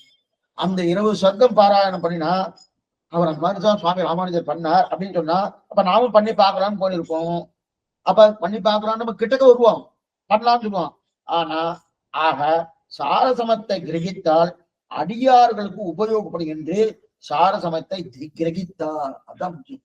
ஏன் ஸ்ரீராமன் எடுக்கிறாருன்னா சாரதமம் அதுதான் உயர்ந்தது, அதனால அதை எடுத்தார் அப்படின்னா. அப்பனா அதை போய் பக்ஷபாதம் குற்றம் சொல்லாம கொள்ள முடியாது. ஏன்னா அந்த குற்றத்தை குணமாக கொள்வாருன்னா ராமானுஜர் குணம் கூறும் அன்பர். அப்பனா ஸ்ரீமத் ராமாயணத்தை தவிர மற்றொன்றை தன்னுடைய திருவுள்ளத்தில் கொள்ளாதவர் சுவாமி. ஸ்ரீமத் ராமாயணம் தான் தன்னுடைய திருவுள்ளத்தில் இருக்கு, மற்றொன்னு இருக்குன்னா அந்த திருவுள்ளத்துல கிடையவே கிடையாது. அப்ப திருவாய்மை இல்லையா சுவாமி? அடுத்த கேள்வி வரும். திருவாய்மை இல்லையாப்பா? ஸ்ரீமத் ராமாயணம் தான். ஏன்னா படிகொண்ட கீர்த்தி ராமாயணம் என்னும் பக்தி வெல்லம் குடிகொண்ட கோயில் ராமானுஜம் குணம் போரும் சொல்லியாச்சுன்னா அப்ப ஸ்ரீமத் ராமாயணம் தான் அவனுடைய திருவுள்ளத்துல இருக்கு, திருவாய்மை இல்லையான்னா அப்படி இல்ல. இதிகாச புராணங்களுக்குள்ளே ஸ்ரீமத் ராமாயணம் சொன்னோம். என்ன பண்ணுவோம்? இதிகாச புராணங்கள் இருக்கணும், அந்த இதிகாச புராணங்களுக்குள்ள ஸ்ரீமத் ராமாயணம். அதே தமிழ் பிரபந்தத்துக்குள்ளே முக்கியம் திருவாய்மொழி, அது ஒரு திருவுள்ளத்தில் இருக்கு, அது பூர்ணமா அது திருவுள்ளு. அப்ப ஸ்ரீராமாயணத்தையும் திருவாய்மொழியும் 2 கண்களாக கொண்டவர் சுவாமி. ரொம்ப முக்கியம். சுவாமியுடைய 2 திருக்கங்கள் இருக்கணும். ஒரு திருக்கன் ஸ்ரீராமாயணம், இன்னொரு திருக்கன் திருவாய்மொழி. 2 கருங்கள். ஏன்னா இது சோழ மன்னவன் ஒருத்தர், அவன் சைவன். அந்த சைவன் என்ன பண்ணா வைஷ்ணவத்தை அழிக்க போறேன்னு சொல்லிட்டு ஒவ்வொரு கோயிலும் இடிச்சுன்னு வந்துட்டு இருக்கான். ஒவ்வொரு கோயிலும் இடிச்சுன்னு வந்துட்டு இருக்காச்சு. அவங்க பிள்ளை, அவன் மன்னனுடைய பிள்ளை யுவராஜன். அவன் இந்திரத்துல நெருப்பு இந்திரத்துல தாமரை பூத்தா போலே, குமுட்டில தாமரை பூக்குமா? பூக்க வைக்காது. ஆனா அந்த மாதிரி அவங்க பிள்ளை ரொம்ப நல்லவன். உடனே தகப்பனா ராஜாவை பார்த்து கேட்கிறான், என்ன பண்றேன்னா, நான் வைஷ்ணவத்துல அழிக்க போறேன், எல்லா கோயிலும் இடிக்க போறேன் அப்படின்னு சொன்னா, உன்னால முடியாதுன்னாரு. எனக்கு சக்தி இருக்கு, நான் ராஜா, என்ன வேணா பண்ணுவேன்னா, எந்த சக்தி தான் ஒண்ணும் பண்ண முடியாதுன்னு. ஏன் பண்ண முடியாது சொல்லிருக்கேன்? இந்த ஸ்ரீராமாயணமும் திருவாய்மொழி இருக்கிற பரியந்தம் வைஷ்ணவத்தை அழிக்க முடியாது அந்த பிள்ளையாண்ட சொல்லியிருக்கான். யார்? அந்த ராஜா. இந்த சோழ மன்னனுடைய ராஜாவுடைய பிள்ளை என்ன சொல்லியிருக்கான்? ஸ்ரீராமாயணமும் திருவாய்மொழி இருக்கிற பரியந்தம் உன்னால எத்தனை மணி வைஷ்ணவத்தை அழிக்க முடியாதுன்னு இருக்கு. அப்பனா இது 2 கண்கள் சுவாமிக்கு, 2 கண்கள். இது ஒரு கண்ணு, வலது கண், இடது கண், ரெண்டுமே திருவாய்மொழி ஸ்ரீராமாயணம் தெரிவிக்கிறார் இல்லையா? அப்படி தெரிவிக்கிறார் இல்லையா? ஆக இந்த 2ஐத்தான் கண்களாக கொண்டார் சுவாமி. ஆக ராமானுஜம் குணம் கூறும் நல்லோர், ராமானுஜம் குணம் கூறும் நல்லோர் அப்படின்னு தெரிவிக்கிறார். அப்படிப்பட்ட குணம் கூறும் நல்லோர். சரி, அப்பனா அன்பர் கடிகொண்ட மாமலத்தால் கலந்துள்ளம் கடியின் நல்லோர் அடிகண்டு கொண்டு வந்து என்னையும் ஆளவர் காக்கினரே. இது ஒரு சப்தம். கீழே அன்பர் கடிகொண்ட மாமலத்தால் இருக்கு இல்லையா? இந்த கொஞ்சம் இந்த பாடபேதம் கிடையாது. இந்த மாதிரி அன்வயம் பண்ண நல்லா அர்த்தம் முடியும். முதல்ல ராமானுஜன் குணம் கூறும் நல்லோர் அடிகண்டு கொண்டு வந்து என்னையும் ஆளவர் காக்கினரேன்னு இருக்கு. இப்ப ராமானுஜன் குணம் கூறும் அன்பர், இது ஒரு பக்கம். அடுத்து அன்பர் கடிகொண்ட மாமலத்தால் கலந்துள்ளம் கனியும் நல்லோர் அடிகொண்டு கொண்டு வந்து என்னையும் ஆளவர் காக்கினரே, இது ஒரு பக்கம். அதே பிரகாரம் கீழே இன்னொன்னு பார்த்துக்கோம். அன்பர் கடிகொண்ட மாமலத்தால் இருக்கு இல்லையா? அதாவது இந்த இடத்துல என்ன பாருங்க, கடிகொண்ட மாமலத்தால், அதாவது இங்க அன்பருடைய திருவடித்தால், அன்பருடைய திருவடிகளில் உள்ளம் கனிந்து கனிந்து உள்ளம் கலந்து கலந்து கனிந்து நல்லோர் அவர் திருவடிகளிலே உள்ளம் கலந்து கலந்து இடுக்கும் நல்லோர். அப்ப அன்பருடைய திருவடித்தாவரின் உள்ளம், அந்த உள்ளம் கனிந்து கலந்து கிடக்கும் நல்லோர், அந்த நல்லோர் அடி கண்டு கொண்டு வந்து என்ற உடனே இந்த இடத்துல பாருங்க, ஏற்கனவே அன்பர் அடிகண்டு கொண்டு வந்து போலே, என்ன பாருங்க, ஏற்கனவே அன்பர் அடிகண்டு கண்டு வந்து போலே இங்கு நல்லோர் அடிகண்டு கொண்டு வந்து என்பது கிடையாது என்றார். அதைத்தான் ஏன் ஆரம்பத்துல நீ சொன்ன, மறுபடியும் நீங்க புஸ்தகம் வச்சிருந்தா பாருங்க. அதாவது குடிகொண்ட கோயில் ராமானுஜன் குணம் கூறும் அன்பர் கடிகொண்ட மாமலர்த்தால், அங்க திருவடி பிரஸ்தாபம் இருக்கு, கடிகொண்ட மாமலர்த்தால். மறுபடியும் 4வது வரியில அடிகண்டு கொண்டு வந்து இருக்கு இல்லையா? இதைத்தான் இங்க தெரிவிக்கிறார். என்ன தெரிவிக்கிறார்னா, ஏற்கனவே அன்பர் அடிகண்டு கொண்டு வந்து, அன்பர் கடிகொண்ட மாமலர்த்தால், கடிகொண்ட மாமலர்த்தால் அதுவும் அடிதான், அதுவும் திருவடிதான். கடிகொண்ட மாமலர்த்தால் இருக்கு இல்லையா? அங்க உகந்தது போல, அதே போல இங்க நல்லோர் அடிகண்டு கொண்டு வந்து இருக்கலையா, கொண்டு வந்து இருக்கலையா, இங்க நல்லோர்களான பெரியோர்கள் அடிகண்டு, அதாவது அடிகண்டு என்றால் ஜீவாத்மாவுக்கு சேஷத்தம் தான் சொருவம் என்கிற ஜீவாத்மா அடிகண்டு என்று சொல்லணும். அங்க திருவடி தாமரை, இங்க சொரூபம் அடிகண்டு. சாமி சிவவைஷ்ணவருக்கு அடி எது? ஜீவாத்மா சொரூபத்துக்கு அடி எடு. அடி எதுன்னா ஜீவாத்மா சொல்றது சேஷத்துவம் சொல்லணும். இப்ப இந்த இடத்துல அடினா சேஷத்துவம், அங்க முதலடினா திருவடின்னு அர்த்தம். அதைத்தான் சொல்றீங்க. அப்ப கடிகொண்ட மாமலத்தாலுங்கிற சப்தத்துல திருவடி சப்தம், இங்க அடிகண்டு கொண்டு வந்து இங்க சேஷத்துவம் சப்தம். அப்ப ரெண்டு பேர் திருவடி சப்தம் வராது திருவடி. அதனாலதான் இங்க அடிகன் அந்த சப்தத்தை சொன்ன இடத்துலதான் பிரிச்சு பிரிச்சு சொல்லிட்டு இருக்கேன். ஆஹா, இங்க நல்லோர் அடிகண்டு கொண்டு வந்து என்பது கிடையாது, நல்லோர் அடிகண்டு கொண்டு வந்து என்பது கிடையாது. இங்க நல்லோர் பெரியோர்கள் அடிகண்டு, அதாவது அடிகண்டு என்றால் ஜீவாத்மாவுக்கு சேஷத்துவம் தான் சொருவம் என்கிற ஜீவாத்மாவின் அடிகண்டு என்று சொல்லணும். புரியுதா? அப்படின்னு சொல்லணும். அப்படின்னா அடிகண்டு கொண்டு வந்தனா திருவடி போட்டுருக்குன்னு நினைக்க கூடாது. ஜீவாத்மா சுரம் இதே சேஷத்துவம், அந்த சேஷத்துவம் என்கிற அடிகண்டு கொண்டு அப்படின்னு சொல்லணும். அப்ப அவருடைய திருவடியை கண்டு என்ற அர்த்தம் இல்லை. இங்கு யாருடைய? நல்லோர்களுடைய திருவடிகள் இங்கு அர்த்தம் கிடையாது. ஆனா அங்க அன்பர் கடி கொண்ட மாமலர்த்தால் அங்க திருவடி சப்தம் உண்டு. மறுபடியும் சொல்றேன், இதனால்தான் புஸ்தகம் கையில இருந்துச்சுன்னா நன்னா புரியும். அன்பர் கடி கொண்ட மாமலர்த்தால் திருவடி சப்தம் உண்டு, திருவடிதான் அங்க அர்த்தம். அதே அதுக்கப்புறம் என்னது? நல்லோர் அடிகண்டு கொண்டு வந்து இருக்கு இல்லையா, நல்லோர் அடிகண்டு கொண்டு வந்து இருக்கச்சுதே, இங்க அங்க அர்த்தம் இங்க இல்லை. அப்ப நல்லோர் எல்லாம்னா என்ன பண்ணினார்னா, அமுதனார் அப்படியே போயிட்டு கொண்டிருக்கும் போது அடிகண்டு கொண்டு வந்து, அடிகண்டுனா அப்படின்னா திருவரங்கத்தம், அடிகண்டுனா திருவரங்கத்தமாங்கிற ஜீவாத்மாவின் அடிகண்டு. திருவரங்கத்தமா திருவடி கண்டு இல்ல, ஜீவாத்மாவின் சொரூபம் என்ன? அந்த அடிகண்டு, அந்த அடிகண்டு. அப்ப ஜீவாத்மாவின் அடி ராமானுஜருக்கு சேஷத்துவம். ஒவ்வொரு ஜீவாத்மா அடி என்னன்னா ராமானுஜரோட சேஷம் என்று கண்டு, அதாவது ராமானுஜருக்கு சேஷபூதனாக இருப்பதுதான் சொருவம் என்று கண்டு கொண்டு, இப்ப அடிகண்டு கொண்டு வந்தனா என்னன்னா ராமானுஜருக்கு சேஷத்துவம் தான் பிரதானம். அப்ப நம்ம அத்தனை பேர் என்ன, ராமானுஜர் சேஷி, நாம சேஷபூதன் என்கிற அடிகண்டு. அடிகண்டுன்னா என்கிற விஷயத்தை கண்டு அப்படின்னு கண்டு கொண்டு அடிகண்டு கொண்டு வந்து இந்த இடத்துல கொஞ்சம் மாற்றி சொல்லணும். என்னன்னா அடிகண்டு கொண்டு வந்த, அதாவது சேஷத்துவம் தான் திருவம் தெரிஞ்சு கொண்டார். உடனே என்ன நல்ல அதிகாரி கிடைச்சிடணும்.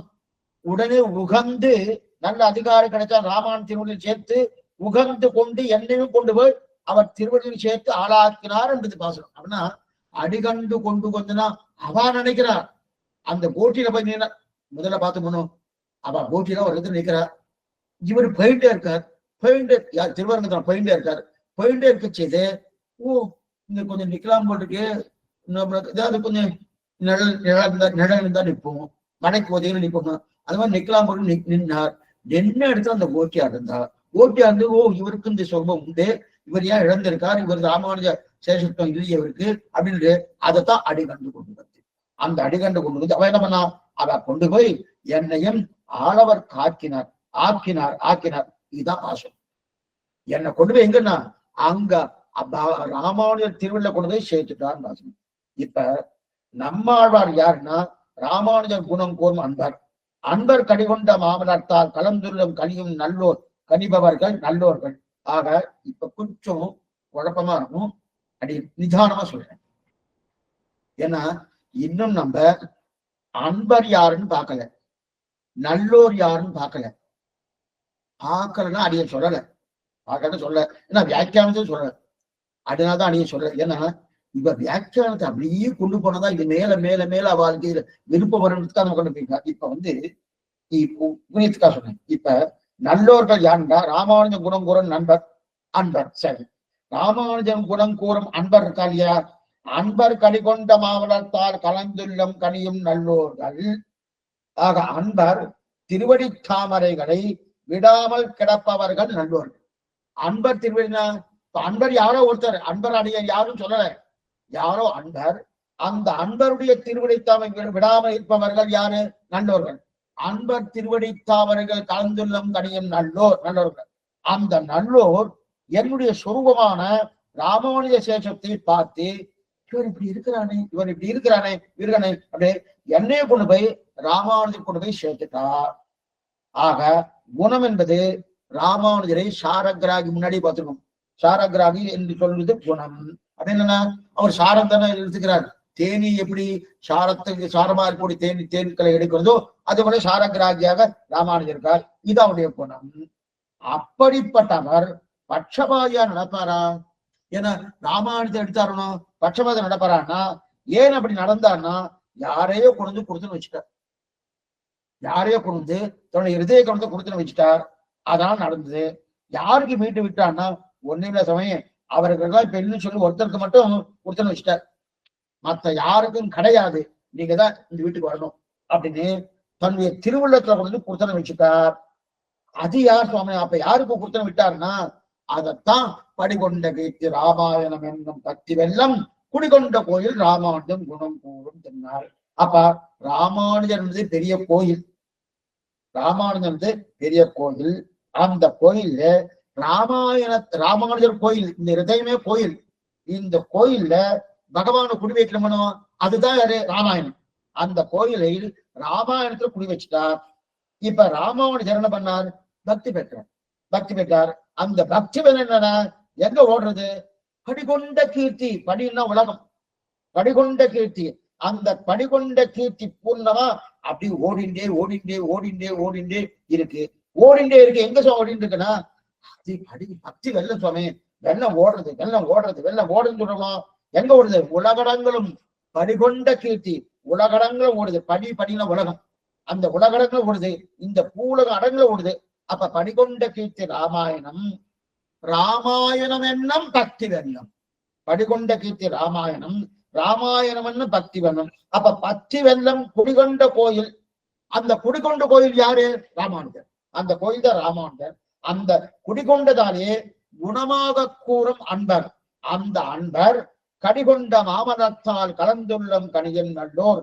அந்த நல்லோர்கள் அமுதனார் அதை கண்டு உகந்து என்னையும் ஆரவர் காக்கினரே. எங்கேயோ போயிட்டு இருந்த என்ன, நான் சும்மா ஓரமா ஒதுங்கின என்ன கொண்டு போய் ராமானுஜர் திருவள்ளுவ கொண்டு போய் சேர்த்தாருன்னு இதுதான் இந்த பாசனத்தின் அர்த்தம். இன்னும் நம்ம மணவாள மாவனி பதார்த்தம் கூட பார்க்கல, மணவாள அவதாரி தான் பார்த்துட்டு இருக்கோம். ஏன்னா கொஞ்சம் இதுல நெருடலா இருக்குன்றதுதான் நிதானமா சொல்லுங்க. சரி, அப்ப ராமானுஜர் படி இது என்று நீர் எப்படி தெரிஞ்சு கொண்டீர் உடனே கேட்கிறா. யாரு கேட்கிறா? திருவரங்கத்தவன் சிஷ்யாதான் கேட்கிறா. கேட்டவுடனே நான் எங்க தெரிஞ்சுட்டேன். இப்ப அவங்க திருவரங்கம் பதில் சொல்றாரு, நான் எங்க தெரிஞ்சிட்டேன், எனக்கு ஒண்ணுமே தெரியாது. நான் அங்க பத்தமே இல்லை, தெரியவும் இல்லை, எனக்கு ஒண்ணும் தெரியாது. நான் ஒரு இடத்துக்கு போனேன், எனக்கு படிப்பு வாசனையும் கிடையாது, ஒண்ணும் தெரியாது. ஆனா அவன் என்ன பண்ணா, திருவடிகளில் சம்பந்தம் உடையவர்கள் இதிலேயே உத்தேசம் வேண்டி இருக்கும் அவர்கள். அப்பன்னா அங்க இருக்கிறவாள் எப்படி இருந்தான்னா, ராமானுஜர் திருவடியை தவிர மற்றொன்னு கிடையாது என்கிற சம்பந்தம் இருக்கக்கூடிய உத்தேசவர்கள். அந்த திருவடிய சம்பந்தம் என்று மட்டும் சொல்லல. என்ன பண்ற, இப்பாட்டில் பெரிய ஒரு சின்ன குழப்பமே இருக்கு. அதனாலதான் கொஞ்சம் அதை கன்ஃபியூஸ் பண்ற மாதிரி சொல்லிட்டு மறுபடியும் அங்க வரேன். என்னன்னா, கூரத்தாழ்வார் திருவடியை பற்றினவர்னு அமுதனார். இந்த பாருங்க, கூரத்தாழ்வார் தானே திருவரங்கத்தை வந்தாருக்கு ஆச்சாரியன், நேரே ஆச்சாரியன். ஏன்னா சமாசனம் பண்ணது திருவரங்கத்தை கூரத்தாழ்வார் தான். அப்ப கூரத்தாழ் பற்றினார் தெரியுது. இப்ப கூரத்தாழ்வானை இங்க நல்லோர்னு வச்சுக்கலாமா? இப்ப நம்ம ரெண்டு சப்தம் பார்க்கணும். அன்பர்னா யாரு, நல்லோர்னா யாரு? ஆச்சரியமான வியாக்கியம் இன்னைக்கு வரப்போறது, நாளைக்கு தான் சொல்ல போறேன். ஆனா அன்பர்னா யாரு? இப்ப முதல்ல கூரத்தாழ்வான் இங்க நல்லோர்னு வச்சுக்கலாமா? அப்ப நல்லோர்னு வச்சுன்னு வச்சுக்கேன். நல்லோர் என்று கூரத்தாழ்வான் பற்றினது, அந்த நல்லோர் யாரை பத்தினார்? நல்லோர் என்று சொல்ல கூரத்தாழ்வார் ராமானுஜரை பற்றினார் இல்லையா? அப்ப ராமானுஜர் என்பதைத்தான் இங்கு அன்பர்னு வச்சுக்கணும். அப்ப அன்பர் கடிகொண்ட மாமனத்தான்னா ராமானுஜர் அன்பர்னு வச்சுக்கணும். நல்லோர் என்று சொல்லக்கூடிய அந்த கூரத்தாழ்வார் நல்லோர் வச்சுக்கணும். சரி, அப்ப நல்லோர் யாரை பத்தினார்? அன்பர் என்று சொல்லக்கூடிய ராமானுஜரை பத்தினான்னு தெரியாது. ஏன்னா அன்பர் கடி கொண்ட மாமலத்தால் கலந்துள்ளம் கனியன் நல்லோர் வச்சிருக்காளிய. அப்ப நல்லோர் சப்தத்தால கூறத்தாழ்வார சொல்லி அன்பர் சப்தத்தால ராமானுஜரை சொல்லி அப்ப சரியா சேர்றது. இதில் நல்லோர் கூறத்தாழ்வான். கூறத்தாழ்வார் யார் திருவடிகளை பற்றி கலந்து உள்ளம் கனிந்தாருன்னா ராமானுஜர் திருவடி தான் பத்தி இருக்கணும், பத்தினார். அப்ப அப்ப அப்ப ராமானுஜர் திருவடி பற்றார் என்றாலே ராமானுஜர் வைத்துக் கொள்ளணும். அப்ப ராமானுஜர் குணம் கூறும் அன்பர் என்றால் ராமார் குணத்தை யார் கூறுவா? இந்த இடத்துல பாருங்க, மறுபடியும் சொல்லணும். கலந்துள்ளம் கனியன், அதாவது குடிகொண்ட கோயில் ராமானுஜன் குணம் கூறும் அன்பர் கடிகொண்ட மாமலத்தால் கலந்து உள்ளம் கனியம் நல்லோ அப்படின்னு இருக்கு இல்லையா? அப்ப அவ அப்படிப்பட்ட உள்ளத்தை கொண்டாடுறானா. உள்ளத்தை கொண்டாடுறான்னு என்ன அர்த்தம்னா, இந்த இடத்துல கூறத்தாழ்வான நல்லோர்னு வைக்குண்டாச்சுன்னா அவர் ராமானுஜரை கொண்டாடுறாரு. ஆனா அன்பர் வேற யாரையோ கொண்டாடுறாரு.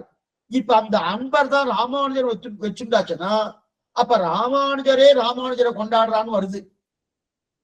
அது மாதிரி வராது, தப்பு. அப்ப நல்லோர் யாரு?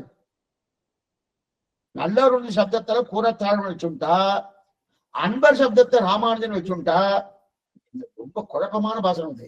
ராமானுஜர் வச்சுட்டா அப்ப என்ன வருதுன்னா சரியா பொருந்தது. அன்பரான ராமானுஜர் கூறத்தாழ்வார் ராமானுஜர் திருவிழை பத்தினாலும் சரியா பொருந்தது.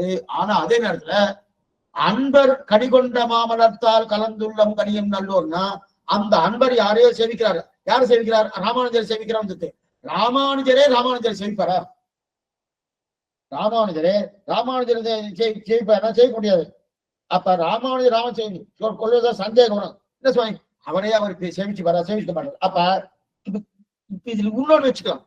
கீழே இருந்து அர்த்தம் சொல்லி வரைச்சு முதல்ல திருவாரூர் தவங்கிறார். நல்லோர் கூறத்தாழ்வார், நல்லோர் பற்றினது அன்பர் திருவடிகளை.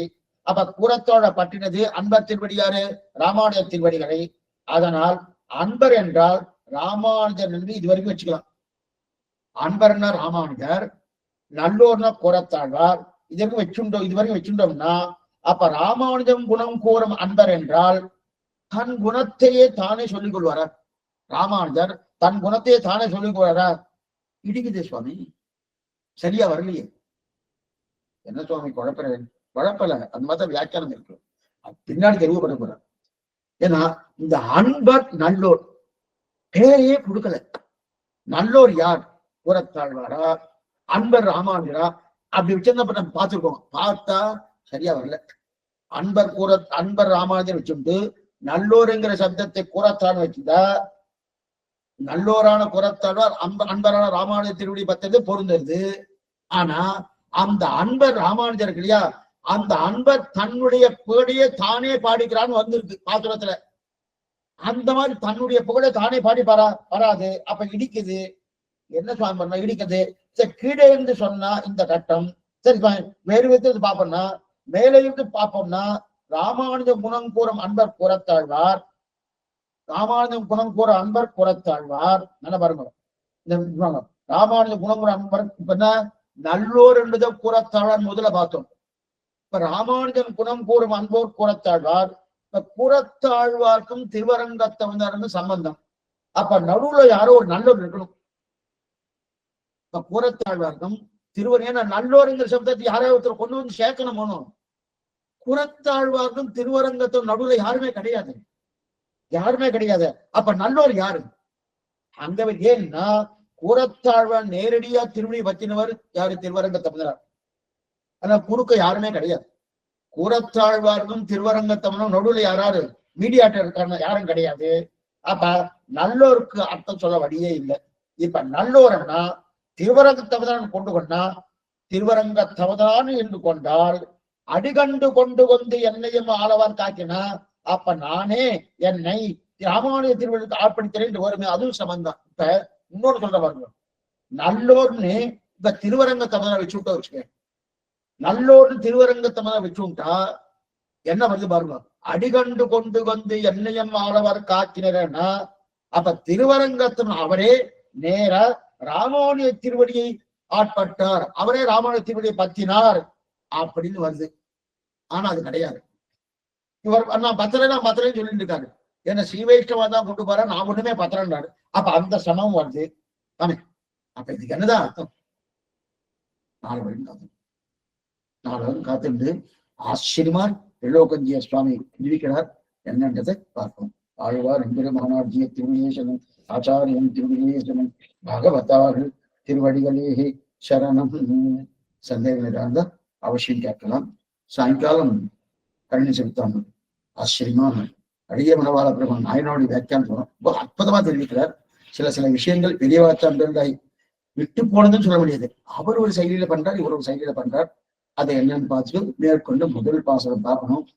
இன்னைக்கு வருமானம் தெரியல, எவ்வளவு தூரம் போறதுன்னு தெரியல, பார்த்து அதுக்கு பண்ணலாம். அனைவரும் வந்து கலந்து பிரார்த்திக்கணும். இப்பதான் சந்தேகம் தான் கேட்கிறான்.